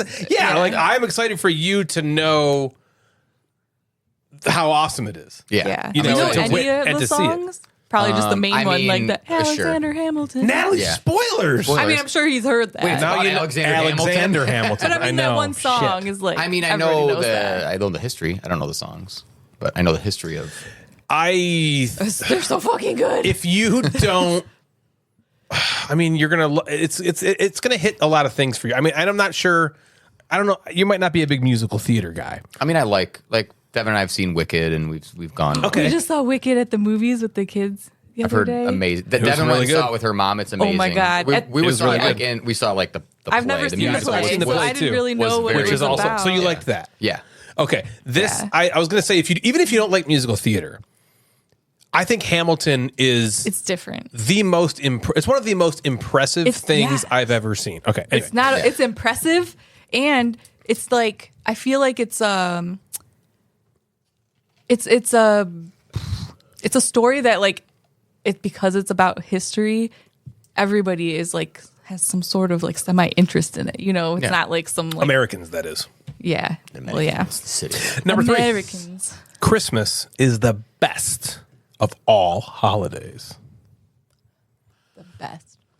Hell yeah. Okay. Who cares about any other holidays? Is there any other holiday that matters? I don't know, Halloween. Yeah, hell yeah. Thanksgiving, Easter. Eh. I mean, hell yeah. I think the whole spectacle is just grander than everything. Yeah. And you know, again, Curtis it's like, Grander? you might not celebrate Christmas. I think it's more of like this holiday season of Right. of the winter holidays is so much cooler than everything else. Yep. Whatever you Right. celebrate in the winter is so much cooler than Yeah. American and Canadian Thanksgiving. Christmas, Hanukkah. I know. We do have that, Matt Cousineau, and it is on Thursday. Yeah, Well, it's it's on like this Thursday. whole thing, even like Christmas, it feels like it's a whole month long, you know? There's all kinds of things going on. And then even like Hanukkah is like, you know, there's a whole tradition that's not just like one day. Yeah, there's like Hanukkah, Crazy Kwanzaa, there's all nights. whatever you celebrate. Yeah. But again, I if someone was like, "Fuck you," the Christmas season is shit, I wouldn't argue with that person because there's a lot of just stuff that's going on. Oh, that's yeah, just it so stresses me much out to the max. Overwhelming stress. Your Yes. family sucks. Traveling. Blah blah But, blah. like- but again, the spectacle of the entire thing. It's Yeah. like going to Gen Con. I want to go every fucking year to Gen Con because of the spectacle. Yeah, there's so many goddamn people there, but fuck it. Go Fun. off, know. King. Yeah, it's fun. Hell yeah. Yeah. I honestly I wasn't sure what you guys were going to say here. Oh, yeah. For every reason you just said, that's exactly why it's mean, the best yeah. holiday. Yeah. Like I, you know, whether or not you love getting or giving gifts, you know, is, you know, neither here nor there. But I mean, people are putting up Christmas decorations like There's Christmas immediately lights after everywhere. Halloween. Yeah. People start basically kind of celebrating the spirit of Christmas for like 2 solid months. Right. You know what I mean? Yeah. So I think for that reason, how can you say, I don't know. I agree. I can, there's people that don't like Christmas because Christmas being so great has the ability for it to be the worst if you have some, you know, horrible thing happen around Yeah. that Yeah, holiday. Then it for becomes sure. the Yeah. anniversary of the worst thing. Of and now everyone else is happy, and I'm Yeah. yeah. Of So, like, course. if someone Well, was yeah, like, "This there's is that not kind of okay," stuff. like, I get it. But like I think just in general, if you're just looking at it from a holiday perspective compared to the other holidays, there's no comparison. Exactly. Number 4 is basically the same question. Foreplay is better than sex. Better? Better. Foreplay is better than sexual intercourse. Hell no, but it does What do make you mean it. hell no? What the fuck is hell no? Sorry. No fucking I way, did that. but That it was my does fault. make it better. You put the idea in your head. I'll just say I can see that. You need one. You can't just stick it in. Can't just go right in. Yeah, you can't. You Just, gotta like prime like it. I mean, sometimes don't you just want to just be like, let's just get. Let's just do it. Yeah. Oh yeah. Oh, the yeah. men's For sure. For sure. Well, okay. But I think I'm gonna go. I can see that because there are times where like the foreplay, you're like, this is hitting. Yeah, I'm loving Like, this. yeah. fuck You want- yeah. what are you saying? I'm saying hell yeah. Which I like because all three of us have different answers. Yeah. Natalie just wants to fuck. She just wants to fuck. Get Ryan over just it. wants to make out. I just want to fucking And I'll foreplay. just well, I'm take it okay. with I'm it. calling foreplay everything that's not sexual intercourse. So a beeger, a veger, Yeah. a hander, a fingerer. So not oral? Yeah, oral is all foreplay to me. There's a lot of times where there's Really? like so much shit you can do. Well, yeah, oral is not sexual intercourse. I don't think. Oral sex? Oral sexual Yeah. intercourse. No, I would you call oral sex sexual intercourse? If I Well, said not let's have intercourse, but you said sex. You didn't say sexual intercourse. I Oh, did, boy. Okay, foreplay is better than sexual intercourse Oh, okay. because a hand job is also like manual sex. Well, then I changed my answer. Manuel sex. Yeah, but no, I don't think you do because you said foreplay is a good side dish. Well, I didn't to know sex, oral but a sex side dish. Was not part. She's saying this because she's like, oh my god, I can't not be eaten out and then Yeah, have that yeah, on that's- record that I that's- didn't yeah. like that as much as sex. Oh, he'll take it away from me. Yeah, right. That's what she's saying. Wait. We can't just have sex. Time out. Oh, Jesus. Oh, wait. What did I say? What did No. you say? Wait, oral sex is What did I sex, say? right? You said sex. Hell no But fucking oral way. sex. No fucking no, no hell way. yeah, Whatever hell it is. yeah, hell yeah, hell yeah. Whatever continues getting eaten out, I gotta do it. Foreplays better. Don't stop looking at me, Yeah. motherfucker. Oh, you think sexual intercourse is better than getting licked? I guess. Well, according Brian goes up to bed and Who goes, gets well, to according to breathe- who gets to episode breathe more now? 146, you just want to have sex. So Right. Now I get to breathe a little bit more often than I did before, Natalie. So you're saying hell yeah? Oh, let's move on. Number 5. New editions of board games I already have make me angry. Make me angry. You have a board game. You love it, right? Suddenly, Hell yeah. a new edition E- comes out. Okay, editions with an E. hell yeah. I Yeah, originally not thought- additions. Okay. Yeah. New editions. Hell yeah. It sucks. Yeah, I agree with you. Hell yeah. sucks Mo- because 9 you're times like, out of 10, I it's have it. like, no, I just, no. Because guess what? The new edition's usually better than Way your better. stupid Now you gotta old buy one. that too. And now you got to Yeah. buy that one, and then you just get mad, and you're like, I already fucking have it. Especially when the one you have is already like a special edition. Yeah. And then they come out with another one that's Yeah, the an second even more special edition. with more stuff. With more foreplay. I'm That's gonna say why I can see that. Yeah, Okay. it's a good one. Because I forgot everything in my brain. Right. You're just like, how do I get them to lick me some more? I'm thinking about sex and foreplay. Oh my God. What's number Which one did I 6? say? I can see that because like if it's a game that you love, then and kind of like Castle Burgundy and the original version like wasn't the greatest, then it's exciting that there's something like newer and better. Yeah, about 3 fucking copies of that game. But then also, Really fucking annoying. but I can also see it being annoying because you're like, well, that one's better, and I already have a already good version. I want like, it to not I don't bother want to me, have but to it make does. that choice. Me Yeah. too. I wish I didn't give a fuck. Yeah. I'll even say out loud sometimes, like, I don't care. I got this version. In my head, I'm like, I care so much. Look at how much better I that really one care. is. Everyone's got Yeah. that one. Number 6. There is a board game bubble, and it's going to burst. Do you need me to expound on this? I thought you might. There was this thing in the 90s, in the early 90s, comic books were huge. They were everywhere. They were coming out like Now crazy. no one gives a shit. It was basically like they kept coming out and there was more and more and more. And then there was, so people called it this bubble. And then it burst. Okay. And then all of a sudden everyone was like, too much. I've had too much. I'm saturated. Goodbye. And and then the comic book industry kind of like nosedived for a while. And there's been talk for a long time that board games have been taking a similar trajectory. Okay. Because, I don't know, maybe 2010 ish, it started to the amount of games coming out per year jumped way the fuck up with stuff like Kickstarter, right? Yeah. Where now anybody can just make their own game. Okay. This is actually coming out of the NFW because this was a topic discussed in the first couple episodes of the Gamecasters really? podcast. Yeah. Wow. Jeremy and I talked about, is there a bubble? And it has not burst in the last 6 years. I have a question. 8 years. Wait. When you say years. burst, do you mean burst by the people who are playing the games, or burst by the amount of being produced? There's going to be created? so much market saturation that people are going to be like, okay, enough. This is enough, and then they're out. They're done. That's what happened with comic books? They're not. Well, it was like, Well, it's like a bought. It grew really, really fast, and then it stopped. And this is where like Stopped Marvel caring about them. Yeah, like again, there was just so much. They put way too much money into it and wasn't getting it back. Marvel sold a bunch of characters in the 90s. So like that's why for a really long time in the Marvel universe, like the movie universe, they couldn't put the X-Men and Spider-Man in these movies because Marvel didn't have the rights to these characters. They sold them to like Sony To make money and because they weren't Fox, making money I on their think, books? had it. Yeah, so they were like, all right, we're going to sell Spider-Man to Sony. Mm-hmm. And Sony bought the rights to Spider-Man. They still throw Marvel on there, blah, blah, Right. blah. But in order to make money and stay afloat, they need to do this. And it wasn't also just like, DC and Marvel. There were 100 comic book companies that were making random heroes. And then you just have all this stuff, and then everyone's like, okay, we're kind of done with it. And then it's like, oh shit, what happens with all these things? How do they stay afloat? Like the Beanie way that Babies? Marvel exactly stayed afloat. like Beanie Babies. Babies, sure. Beanie Baby. But that was more short term. But maybe that's a better example of to help you like understand like that Yeah. there was a bubble of like, oh my God, Beanie Babies. We're going to speculate that these are going to be worth millions. Yeah, people are Oh my gonna God, want you them buy forever, that and Princess no one Diana cares one? now. That's worth $500,000. There's Yeah. that famous picture of this couple getting divorced, and they're in the courtroom, and they have all their Beanie Baby collections split out. And the Split. judge is being like, Yeah. okay, I get this one, you Well, get this that one, I get this one. one, right? So, do you think there is a bubble like this that's existing for board games? And if there is, you think it will burst?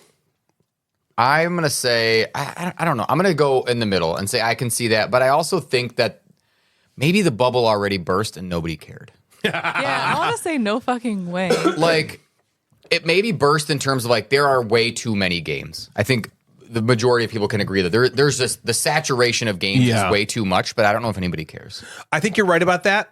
I think I'm going to say no fucking way for that reason, because I think there's not this speculation for board games like there was for Beanie Babies or even comic books, where there was like these people were like, because there has been. Jeff and I tried to like kind of speculate. We tried to be like, okay, hey, there's all these games coming out, which means this one's out of print. Maybe this is going to be worth a lot of Let's money. hold on to it for Yeah. a second. Let's do that. See if we There's can. some It doesn't of ever that. go anywhere. You can't Yeah. make money really doing that. So I don't see board games as this commodity that the general population feels like Right. is going to make them a ton of money if I just hoard them all and buy them I all. also think that the reason I think no fucking way is that board games are not a mass interest like Beanie Babies and comic books were, right? Well, not yet. Okay, so the question isn't like, is there a bubble right now? Is it going to burst right now? Just Yeah. like the well, I have a follow-up trajectory to it's that going then. on. Also, it's not like a commodity, where like Beanie Babies or is like a collection. Even comic books is more about collecting. Like, yeah, you could read them, but like You don't think board games is about collecting? I think board games, people do collect them, but I think it's more about playing them and enjoying them. Where I think comic books, like, people probably like read them, but they're not just like reading them all the time. They're People probably bought comic books to try to hit that money. Yeah, And I don't right. think people do that. I think with board games. I games think is you're right with mostly that. about Same thing with playing Beanie them and Babies. enjoying them. Like, yeah, there is a collection aspect and hopefully I can sell it maybe, but that's not the main thing like it is with the other things. Yeah, I think it's don't- the collecting versus the selling. Yeah, I Yeah. don't see a trend Yeah. in board games where people are like just trying to scoop up and collect all the board games because they're going to be worth a Right. bunch And of money. I don't think someday. that all of a sudden nobody's going to be into it anymore. That's just that's not like the nature of this hobby. You know what I mean? I think you're right. It's lasted long enough now. It's just growing. I don't know the answer to this one. Yeah, me either. I guess I'll say I We'll can see revisit that. it in 8 more years. Yeah, we'll come back in 8 years and see if it's different. And the last one, number 7, artwork is the most important marketing tool for a new board game. Ooh. Hell yeah. it's not the most important part of the board game. Right. But when we talk about marketing. In it this is, again, yeah. in this world of 10,000 games come out every single year. Yep. How are you going to get people's attention? Yes. Other than publisher, the designer's name on the box, which you have to again be a little bit more in the hobby to do that kind of research. Like when Envy Born comes out with a game, and I know no one else is going to know that, but I've now played some of their games. I can do that research. But to the general population, the middle gamer, art is going to pull people in, I think, more than anything else. Yes, I I agree. can't think of something more. Yeah. Yeah. Unless you have a boatload of money and you're just Stonemaier playing ads on running, stuff like that. Right. Well, and Or- even Stonemaier, the production of those games are. The art is amazing on Are great. Stonemaier games, which is, I mean, if you think about, let's go back to Stonemaier's probably biggest game that hit Kickstarter that blew the fuck up, Scythe. Yeah. I mean, the art on Scythe Yeah. And then you followed up with Wingspan. and the art on Wingspan. Yeah. Is there a game they have that doesn't have the art on? no, they're all Even good. like Viticulture's got cool art. Yeah. You know what I mean? I think hell yeah on this one too. I was wondering if the two of you were going to be like, oh, fuck, no fucking way. When or you say something. marketing, it's like, how Marketing, can yeah. that not be the Marketing. most important Yeah. thing? But once you get a little deeper into the hobby and you go like, okay, I'm getting this Steffenfeld game. Yeah. I don't care what that looks like. But again, I think that's for maybe a different level of gamer or a more experienced one. But do again, you- that's not the marketing tool that they don't use. I guess they do. There are publishers that use the tool of this is Steffenfeld's. This is a Vital Lacerda game. And you're like, okay, I now know that is a But great again, marketing it's not tool. the but marketing tool. Is It's that art. number one? No, I It don't didn't think used so. to be, right? Because No, I it mean, did not. Castle of Burgundy.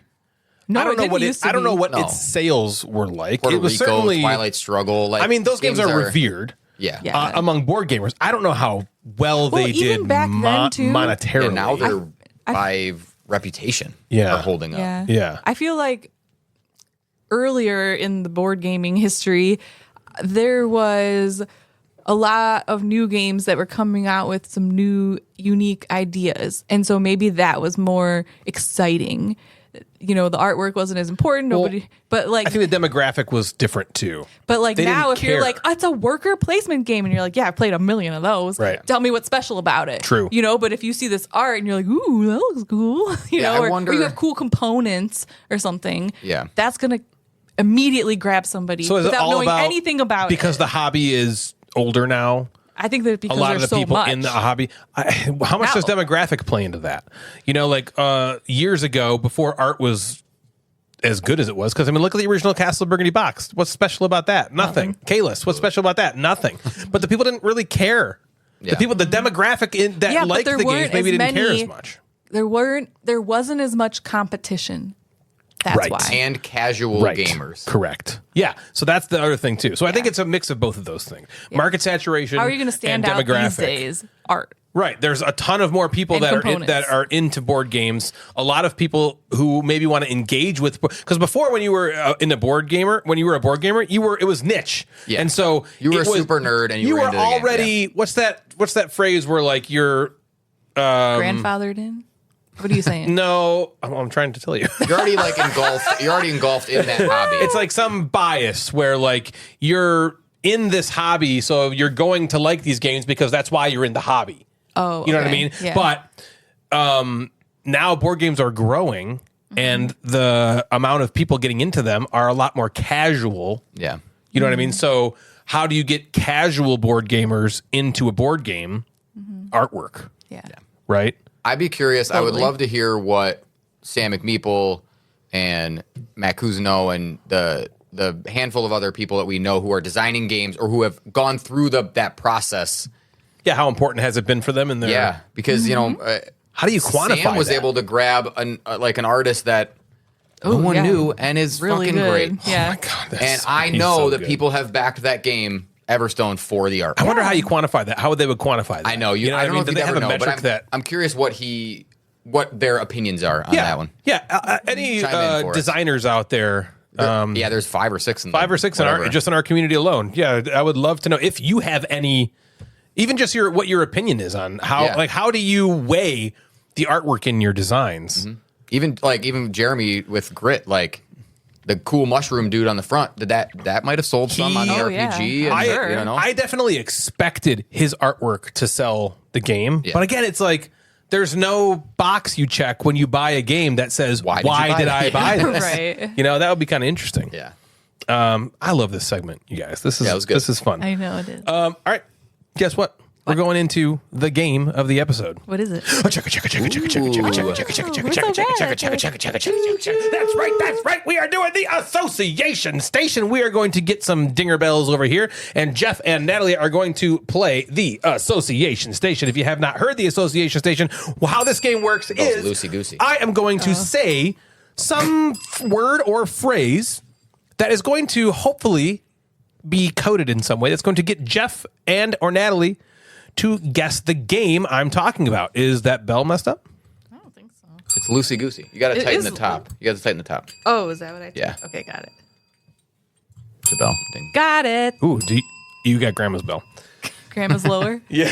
I never know. You guys know. We have 10 games here that I am going to associate all over your faces. Oh, yeah. And Jeff, if you wouldn't mind keeping score, that'd be great. Gotcha. And we are going to start. Oh, I can pipe the music in, guys. Ooh, nice. Here we go. Wait, is it piping in?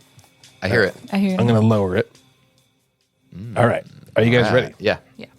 Number 1, diaper row. Diaper row. Diaper row. Are you saying like diaper and then the letter O? Yes. Oh, okay. Diaper O. Diaper row. Diaper row.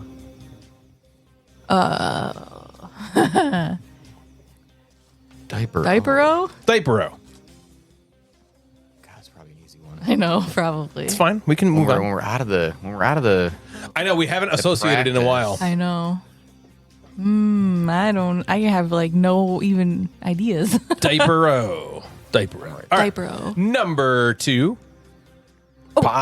Natalie. Pampero. Pampero. Oh, Pamper. shit. Pampers. Nice. Good, Natalie. Good. Number 2. Possibly. Possibly. Jeff. Pixies. Pixies. Oh, Possibly duh. Pixies. Possibly Pixies. Possibly Yeah, Pixies. yeah. Nicely done. Possibly Pixies. Number 3. Anybody got any cheese? Jeff. Fromage. Fromage.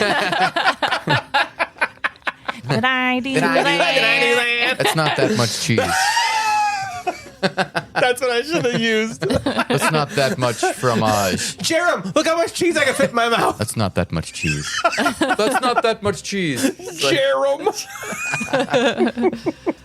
Why wouldn't he be into her? understand. He's not into her. She's I know. beautiful. He's this Right. fucking big dweeb. He just hates her so yeah, it's so much. funny. Number 4, curves. Jeff. My bell's not working. Arcs. Arcs. Oh yes. Correct. Arcs. Let me test my bell out again. I just There you got. go. I got a one finger. gotta- it. yeah, I hit you it with gotta my one finger hand. it. You hit it too hard. Yeah. Number 5, the principal appendage of the stem of a vascular plant. A vascular plant. The principal appendage of the stem of a vascular plant. Jeff. Leaf. Leaf. That was a long way to say leaf. That It was was. good. I know. Yeah, I thanks. was like, what the? I just got stem and I was like, oh, that's leaf. What comes on leaves? I thought that may trip you up because I don't typically, because I prepare this before I even know what games you're talking I about know. typically. Yeah. But I did ask Jeff what games he was talking about today. Before Okay. I got leaf on there, I was like, boom, boom. Number 6, Bada boom. Canine World. Natalie. What's the name of it? Doggy.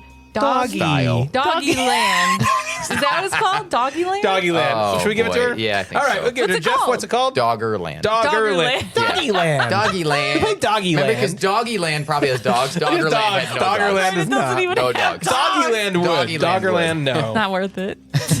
Number 7, Woodland Hobble. Hobble? Hobble. Like a hobble. Jeff. Forest Shuffle. Forest Shuffle. Oh. Jeff, you are crushing Yeah. it On today. fire. I was like, limp? fire. What game has limp in it? Limping. Very, very good. Number 8, the moon. My birthday. My next sexual encounter with Natalie. What? Moon. The moon. Or my birthday. Or my next Are these all sexual separate encounter or with together? Natalie. I would say they all mean the same thing. They're different examples of the same thing. Sex with Natalie. The moon. My birthday. My birthday. My next sexual encounter with Natalie. I do believe this is the hardest one of the bunch, Okay. but doable nonetheless if you noodle it. Natalie. Far away. Far away. Ah, nice.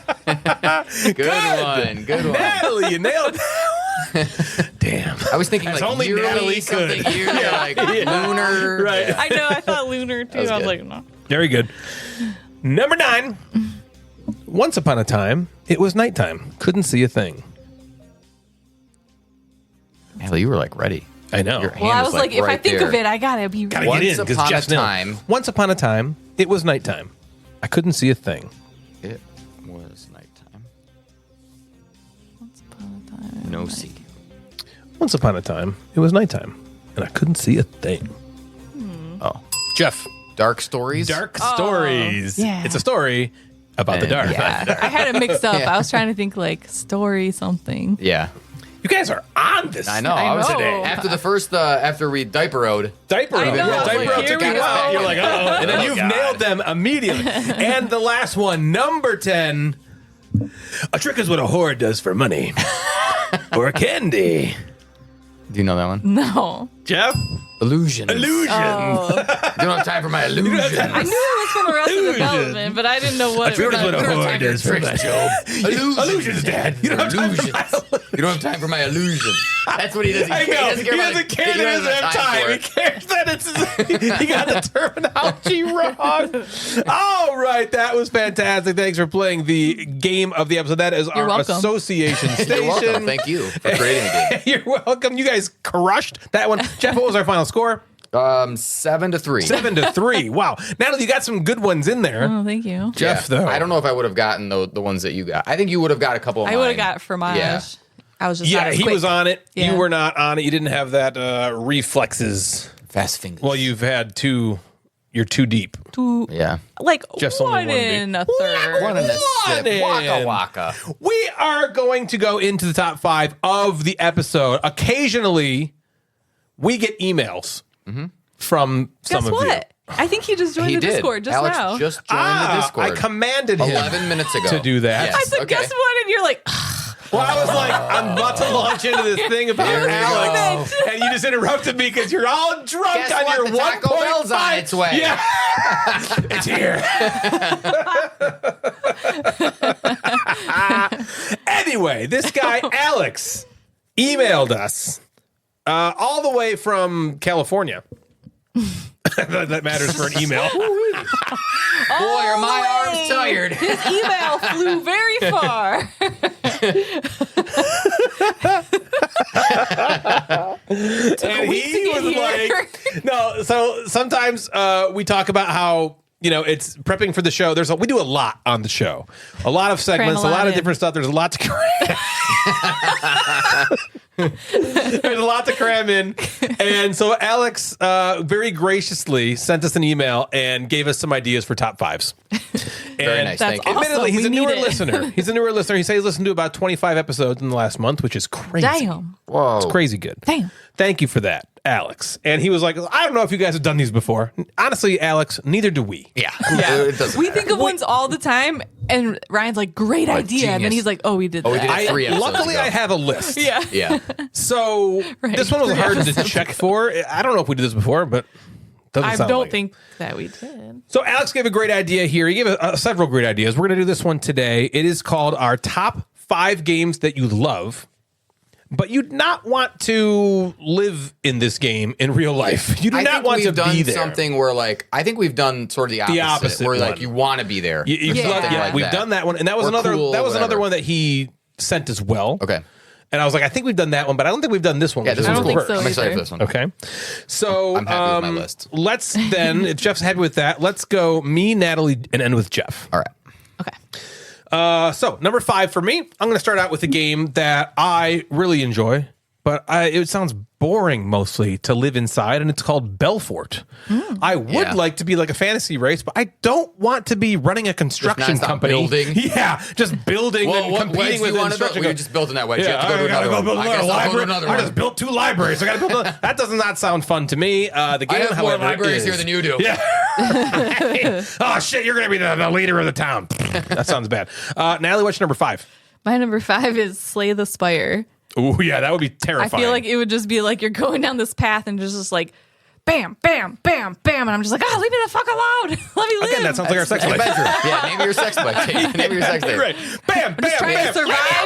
I'm just trying to survive, and I'm like, maybe if I go this way, 2 monsters in a row, motherfucker. Again, our sex life. Yeah, I'm just trying to survive. Jeff, number 5. My number 5 was in the association station, Dark Stories. Oh, nice. Oh, wow. I guess you'd just be dead. You would Yeah. just be If dead. You do not want to be the main character of Dark Stories. Yeah. No. That's Story not about good. how you die. You Yeah, die. that's not Usually in some horrible good. way. Yeah, some very Guess how strange Jeff or died. horrible way. I'll give you a little clue. Right. All right, on to number 4. Number 4 for me is a game called Can't Stop. I honestly love stopping. Stopping's my favorite thing. I would be terrified if I just had to run stop signs. The stop you signs can't come do up. it. Can't stop. Stop Gotta signs keep are going. my favorite I don't thing. care. Gotta go. Yeah.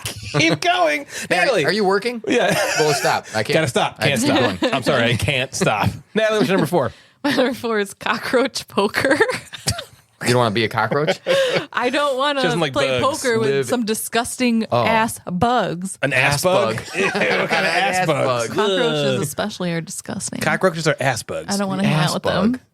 You don't want to hang out with them? No. That's not what They'll take my cockroach money. poker Hey is not guys, about I'm here. playing poker with cockroaches. Oh, it is now. It's just poker, and then the backs are cockroaches. It's a bluffing game. Wait, what's the cockroach part? That's just the theme. There's bugs.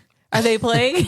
Maybe, but not with you. It's not actually. Well, we're pretending that they're playing poker. All right, you don't wanna do okay. that. Yes, I would not want to play poker Maybe with cockroaches you have either. cockroaches somehow involved, and I don't want to. Well, they are. You're right. Their theme is bugs and creepy crawlies. Jeff, give us your number 4. My number 4 is Endless Winter. It's right in the name. It's right in the Sounds name. awful. I mean, we're close enough. Good You know, call. those of you who live in Michigan or like Minnesota, Midwest. Midwest, Minnesota. You live enough winter that an endless winter sounds fucking miserable. Oh my It's god, terrible. it already And feels endless. go to when Alaska. you live here. And it's like, you know, what's Canada. the paleo Paleo. right? What's the word for that? Where you're there's like native and you have no inside and you're just like living in a cave. That Yeah. sounds fucking terrible. Yeah. Yes. There's this YouTube channel I watch called The Outdoor Boys. Have you seen that? No. It's just about this guy and sometimes his kids, and he goes into like the extreme of Alaska and he builds shelters in the snow. Igloos? So he goes up into these like mountains, and then he's like, "Oh, I think that where I'm standing on, I'm standing on top of 10 feet of snow." So I can build God. here. So he like takes like a saw and cuts the snow away 10 feet down, and so he's got walls of snow he builds around it him. And then underneath? he builds like a little. You don't call it an igloo, but like he carves Yeah, out a that's thing, cool. and he like. Yeah. I mean, it's cool. Crazy. I don't cool. wanna live there. No, it sounds terrible. Yeah, it sounds terrible. Number 3 for me is a game about flying a spaceship that was haphazardly put together in the darkness of space called That's a good one. Galaxy Yeah. Trucker. Oh god, That's a great That game. sounds Oh terrible. boy, here comes an asteroid. Oh, half Yeah. my ship's gone. All of my ship's gone never except goes just the well. one that I'm in. Yeah. I'm just drifting in space forever. Yeah. That's a good one. Aliens are attacking. That sounds awful. I don't want to live in Galaxy Trucker universe. Natalie, number 3. My number 3 is Mansions of Madness. Yeah, good one. Again, right in the Sounds like name. a freaking That's haunted right in the house. name. Nightmare. That sounds Nightmare. terrifying. Good one. Jeff, number 3. Listen to this stupid one. Paper App Dungeon. Could you imagine just running around a dungeon, bouncing off walls for no reason, Back running this the way. same thing There's a over spider. and over and over again? But then you get in the next room and you're like, oh, there's the door, I leave. Yeah. And then you get in the next one, and then all your money goes, and then you just die, and you're like, well, I guess I have to restart again. And then you go through and you're like, how do I get into that spot? I guess I have to run through 6 monsters. I don't have a key to go in there. I guess I'll just die again and bounce off this wall 6 more times. Oh, well, bing, bing, bing, I have bing, to get bing. a key to get into the room that there's a portal. Both sides of the portal are in this key room. Yeah. And that's the only way I get in to get the great. key. And the key's in there Could too. you imagine living there? It's a I nightmare. can't do it. That's great. Number 2 for me is a game that I like playing with my children called Zombie Kids, but I would not enjoy No. being a child at school where there's just zombies coming into the school and you're just children defending them. I know. Same. No zombies. Whereas like adults with flamethrowers, you're Yeah. just children trying to Yeah, I'd rather defend be the a zombie horde. zombicide Yeah. than zombie I kids. wouldn't. I Me don't too. think I'd mind it. Oh my God. Oh, Natalie, yeah, for I some know. reason She thinks she can survive it. I know. She's like the least athletic person there is. But she thinks she can survive. Natalie, you're pretty clumsy. I love She can you, but you're survive. pretty She can damn survive clumsy. through it. I remember that conversation a long time ago. I'd be clumsy too if I was walking around. I feel with like that I can boot. nail it. nail it. Yeah, I would nail it. Number 2, Natalie. Mine is any game Lord of the Rings. Right, that was number 3. Oh no, number 2. Number 2, Yeah. Lord of the Rings. I just don't want to live in a world with Sauron and all the like You want to live? ugly You want to live with guys. the hobbits though? The ugly guys? Yeah, like the ones who. The orcs? Yes, those. Ooh, The ugly guys. those ugly guys. They're ugly. The ugly Oh, my guys. God. You've only had one of those? No. And a half. And a half. And a half now, 1.5. Jeff, number 2. My number 2 is Micro Macro Crime City. Oh, yeah, that would There's so suck. much crime. That's All it is crime happening there. You are A whole dead. town There's of like a crime. handful of happy people on there, but most people Yeah. are getting robbed or run over by a car or killed or, are part of some crime. That's a Why great would one. people live there? Why would you move to a place called Crime City? That would be terrible. Like, It's I'm moving out of Livonia. I'm going to Crime City. Crime City. Are you sure you want to do that? Yeah, I think so. There City. seems What's the crime Popular. rate in Crime City? pretty 100%. pretty high. Yeah, pretty high. Right. Number 1 for me is a game about fighting demons with a bunch of convicted murderers who were sentenced to death, and it's called Claustrophobia. I love that game so much. That would be the worst possible thing to be in. Yeah. You are literally going in the catacombs with convicted felon murderers who are, they have a choice. You can be put to death, or you can go fight demons in the catacombs. Yep. Yeah. That's the theme of the game. Now, thanks. Natalie, what is your number 1? My number 1 is Deep Sea Adventure. And let me just read this snippet for you. Is that the Oink game? Yeah. Yeah. Okay. A group of poor explorers hoping to get rich quickly Well, hold on. Oh, okay. Yeah, head you're- out to recover treasures from some undersea ruins. They're all rivals, but their budgets force them to all share a single rented submarine. In the rented submarine, they Ooh, the all have to Titanic share a thing. single tank of air The Titan. as well. If they don't get back to the sub before they run out of air, they'll drop all their treasure and blah, blah, blah, blah, blah. All I think about is that submarine implosion, and then that, like Yeah, you rent a that's submarine good one. because you're poor. I'd What's be like, more fuck terrifying than that Titan submersible Oh my disaster? God. That's got to be the It worst way to. sounds. Oh. Yeah. Well, maybe not the worst way to go because you. The one thing that Because it's they instant, wouldn't. but I know. feel like I would be down there just being like, I'm gonna dead. die. I'm Yep. gonna die. Any second I'm gonna die, and then you do. Like, Yeah. I don't know how I'm going to die, but I know for a fact it's not going to be like that. Nope. Yeah, same. Because I would never in a million voluntarily years do would I that. risk myself. Exactly. There's this line in the office. I was quote the fucking office. Dwight is like trying to get Pam to like ride on this bicycle on this wire above Like on the the street. building, top of the building. And he's like, "You gotta live sometime, Pam." And she's like, "It might be hard for you to believe this, but I love my life the way it is, and I would do nothing to risk losing it." I feel exactly the same way. I do not have that in me. I won't even go on a fucking airplane. I don't have Or a roller coaster. anything in me. I won't even go on a fucking what's the one that Ferris just goes wheel. around the Ferris ground? wheel. Ugh. Oh, it's too dangerous. Yeah, I feel that same way. Dangerous. I feel the same way. Are we at what are we at, Jeff. Jeff? Number My 1. number 1 is Tales of Arabian Nights. Oh wow, that's What an wild. absolute nightmare. Sometimes it could be good, or you could be eaten by snakes. Or you could just be in jail for a long time and have to somehow talk to the guard and try to get out there. Or you can just randomly turn into like a random creature and you have no idea, or be poisoned. Or you just never randomly know. show up one day and you're like, oh, I guess I have a wife or a husband. or us. And you are, that's you? Okay, I guess we're going to live All right, together. I'm gay now, I And guess. then Okay. now every few turns I have to go back and talk to them. And I guess there's rules. You just have to do that. That'd be a fucking nightmare. You have no choice in your own No, life. that's it. So that's going to do it for us tonight, everybody. If you'd like to get a hold of us, you can find us on Instagram at Gamecasters or at Mad Board Gamer. Both of those accounts service the podcast. We also have a Facebook group. Just search Gamecasters and you'll find us there. You can also email us at thegamecasterspodcast@gmail.com. If you like the show, we'd love it if you consider giving us a rating on Apple Podcasts or anywhere else you listen that allows you to rate us. We've also got a Patreon. If you want to support the show, feel free to head on over to patreon.com/thegamecasters. There's also a merch store where you can find all sorts of different Gamecasters Mad Board Gamer gear. So head on over to the link tree on the Gamecasters Instagram page or the merch channel in our Discord server to find the link to our Bonfire merch store. So, for Natalie and Jeff the Mad Board Gamer, I'm Ryan, and you have been listening to The Gamecasters. Good night, everybody.